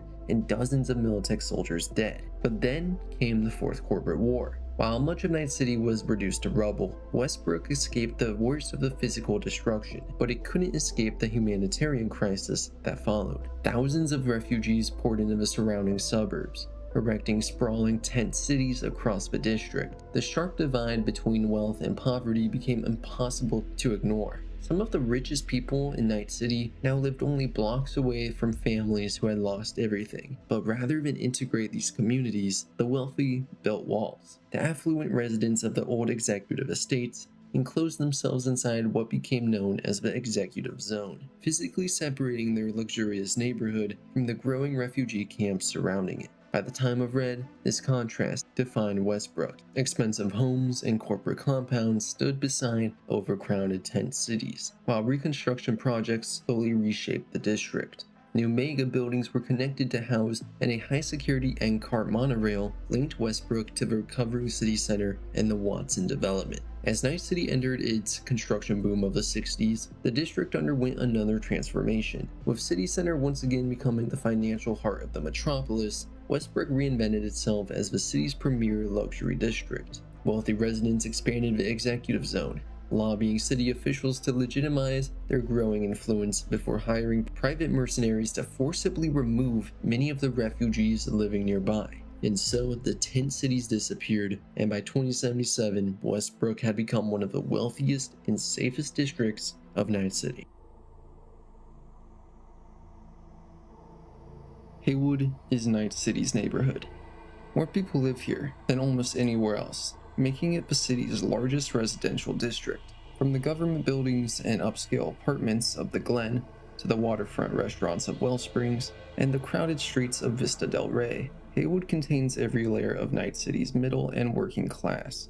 It's a district built around families, local businesses, churches, and community, where generations of residents have forged an identity stronger than the corporations surrounding them. Life isn't easy here, but unlike much of Night City, people still know their neighbors. Before the Fourth Corporate War, the area that would eventually become Haywood was largely made up of industrial neighborhoods and working class communities. When war consumed the city, those neighborhoods became a refuge for thousands fleeing the devastation spreading across Night City. Then came the AHQ disaster. As the nuclear destruction of 2023 displaced even more survivors, the district became overwhelmed with refugees.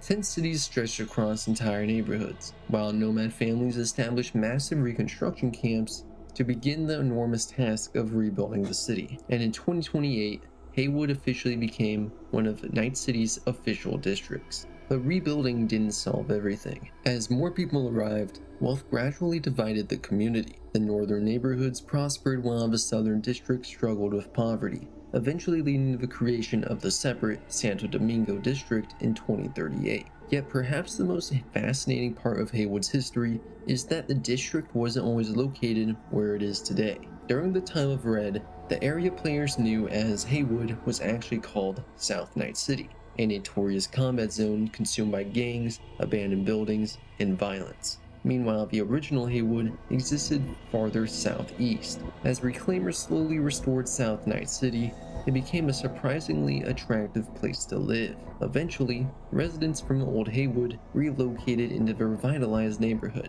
displacing many of the very people who had rebuilt it. And when they arrived, they brought the name Haywood with them. In a sense, the district itself moved. And by the 2070s, Haywood had become a district of striking contrast. Its northern neighborhoods bordering city center featured modern apartments, parks, and government buildings, while the farther south and east you traveled, the older the architecture became. Wealth slowly gave way to aging apartment blocks, colorful street markets, and tightly packed residential communities. Unlike the towering corporate districts, Haywood developed into Night City's primary residential borough, a place where people from nearly every walk of life could find somewhere to live. Its neighborhoods each reflected a different side of that identity. The Glen became the district's administrative and commercial heart, home to City Hall, Reconciliation Park, and some of the district's most desirable housing. Wellsprings balanced tourism with suburban life, offering waterfront restaurants, small businesses, and relatively safe neighborhoods that gradually transitioned into older working-class streets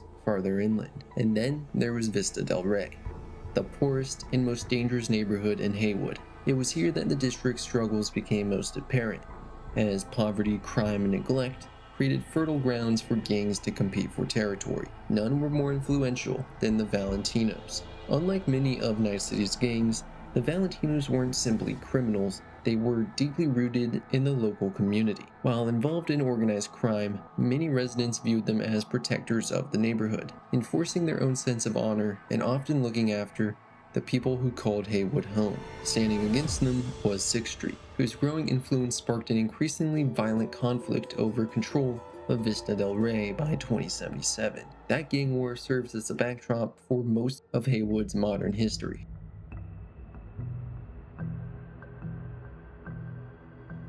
Santo Domingo keeps Night City alive. While its skyline lacks the glamour of City Center or Westbrook, its factories generate the electricity, manufacture the products, and fuel the industries that power the entire metropolis. Massive power plants, automated assembly lines, warehouses, and refineries dominate the landscape, while countless workers return home each night to sprawling mega buildings and quiet suburban neighborhoods. Long before it became its own district, Santo Domingo was simply the southern half of the original Haywood. During the time of Red, nomad families established massive camps throughout the district, making it one of the largest centers of reconstruction in all of Night City. For years, the nomads held enormous influence over the district's future, helping rebuild roads, restore infrastructure, and reconnect the city after the devastation of the war. Eventually, however, the reconstruction ended, and corporations returned. By the mid-21st century, Santo Domingo was transformed into Night City's industrial backbone. Rather than preserving its aging factories, corporations adopted a cycle of constant redevelopment, employing old facilities only to replace them with newer, more efficient ones. The district became a proving ground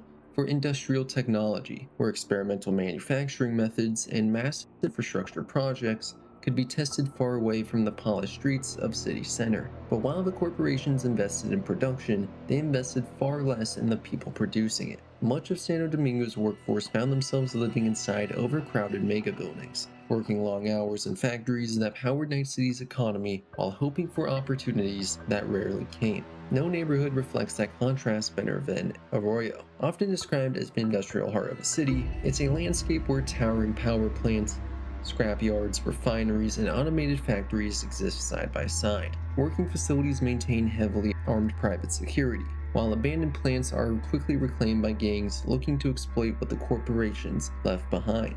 And when the shift ends, many workers return to Rancho Coronado. Unlike the towering apartment blocks found elsewhere in Night City, Rancho Coronado is defined by rows of modest suburban homes, designed to create the illusion of stability. On the surface, it resembles the quiet American suburbs of the 20th century, but beneath that familiar appearance lies the same economic struggle found throughout the district. It was from these working-class neighborhoods that one of Night City's most influential gangs emerged. Formed by disillusioned military veterans who believed the government had abandoned them after the corporate wars, 6th Street established Santo Domingo as its home.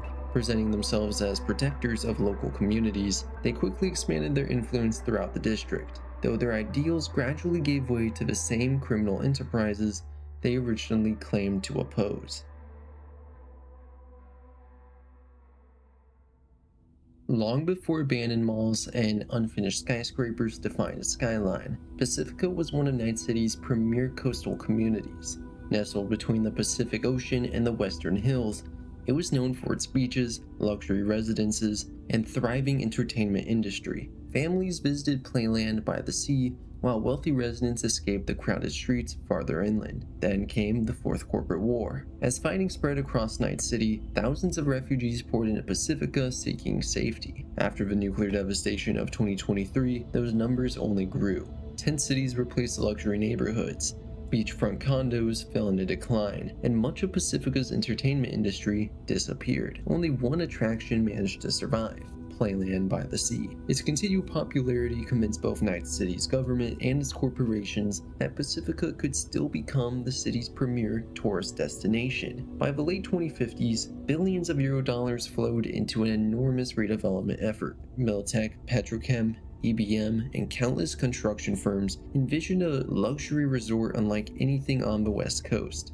Hotels, casinos, shopping centers, sports arenas, and entirely new neighborhoods were planned across the coastline, and for a brief moment, Pacifica looked like it would become Night City's greatest success story. But everything would crumble when a mysterious explosion beneath one of the construction sites forced work to stop. Although officials never identified the cause, rumors linked the disaster to Militech's long-abandoned Sinoshore facilities hidden beneath the district. Construction eventually resumes, but Pacifica's future was dealt its final blow when the Unification War erupted in 2069. As corporations feared Night City would become a battleground, investors abandoned the project almost overnight. Billions vanished, construction crews disappeared, and the skyline was left frozen in time. Unfinished hotels, empty shopping centers, and skeletal towers stretching across the coastline. The corporations had abandoned Pacifica, and they had abandoned its people. The homeless occupied unfinished buildings. Refugees settled inside construction sites.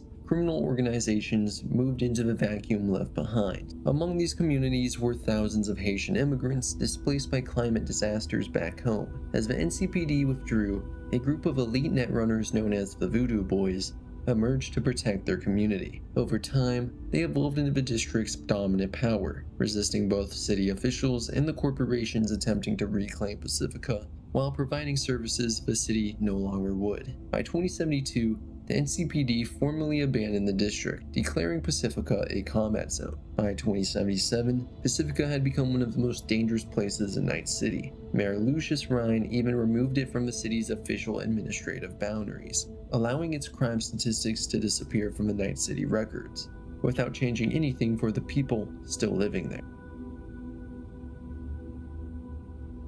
Born in the NUSA, Kurt Hansen grew up running with juvenile gangs before enlisting in the Militech Armed Forces as soon as he came of age. His natural leadership and ability to adapt under pressure allowed him to rise through the ranks at an exceptional pace, eventually becoming one of Militech's youngest colonels. Over the course of his military career, Hansen participated in covert operations across the globe, building an extensive network of contracts, intelligence assets, and logistical support that would later prove invaluable. In 2067, Militech placed him in command of Barghest, an elite urban combat and pacification unit specifically trained for high-intensity operations in densely populated cities. When the Unification War erupted in 2069, Hansen and Barghest were tasked with Operation Midnight Storm, establishing a beachhead inside Night City to prepare for a full NUSA invasion. Their forces successfully captured the EBM Petrochem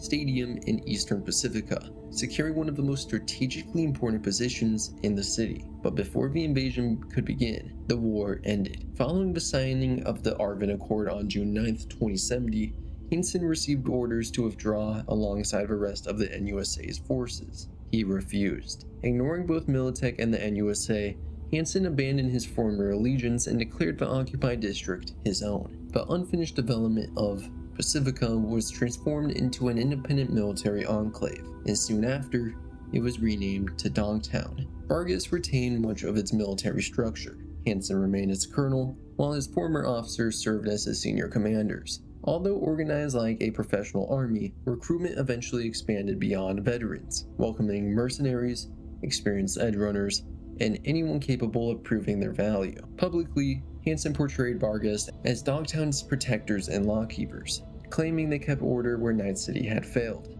In reality, their rule was maintained through overwhelming military force, and they frequently worked alongside or fought against groups like the Voodoo Boys and Scavengers whenever it suited their interests. Rather than depending on Night City, Hansen built an independent economy. Barghest possessed enormous stockpiles of military hardware left over from the Unification War, allowing them to become one of the region's largest arms dealers through Hansen's armory. Smuggling routes brought weapons, technology, and supplies in the district through heavily protected tunnels and regular AV drops. Businesses operating inside Dogtown paid registration fees to bar guests, while civilians often found themselves paying whatever their soldiers demanded. Even the crashed cargo aerostat embedded inside of the EBM stadium found a new purpose. Rather than dismantling it, Vargas repurposed its nuclear reactor to provide electricity for the district, allowing Dogtown to function independently from Night City's infrastructure. Officially, Dogtown existed completely outside the city's control,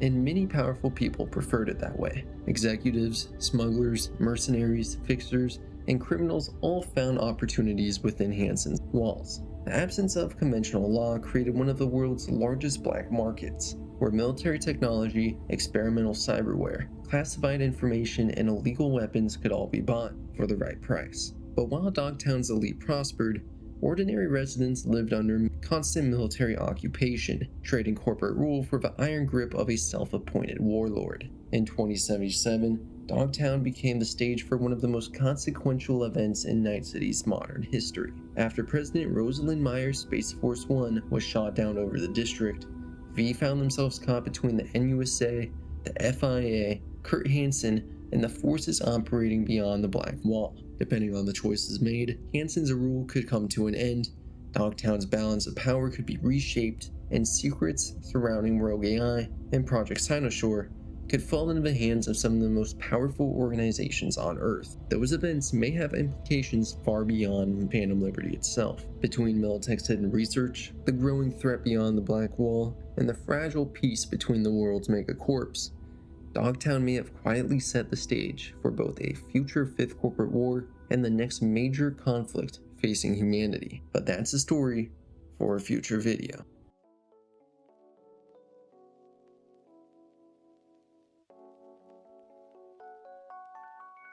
If you managed to make it this far into the video, I just want to give a huge thanks for your support. I appreciate you taking time out of your busy day or night to give my content a listen. More so than I could ever put into words. I truly hope this video helped you out. This of course includes my channel members who continue to support even during times I can't upload as much as I would like.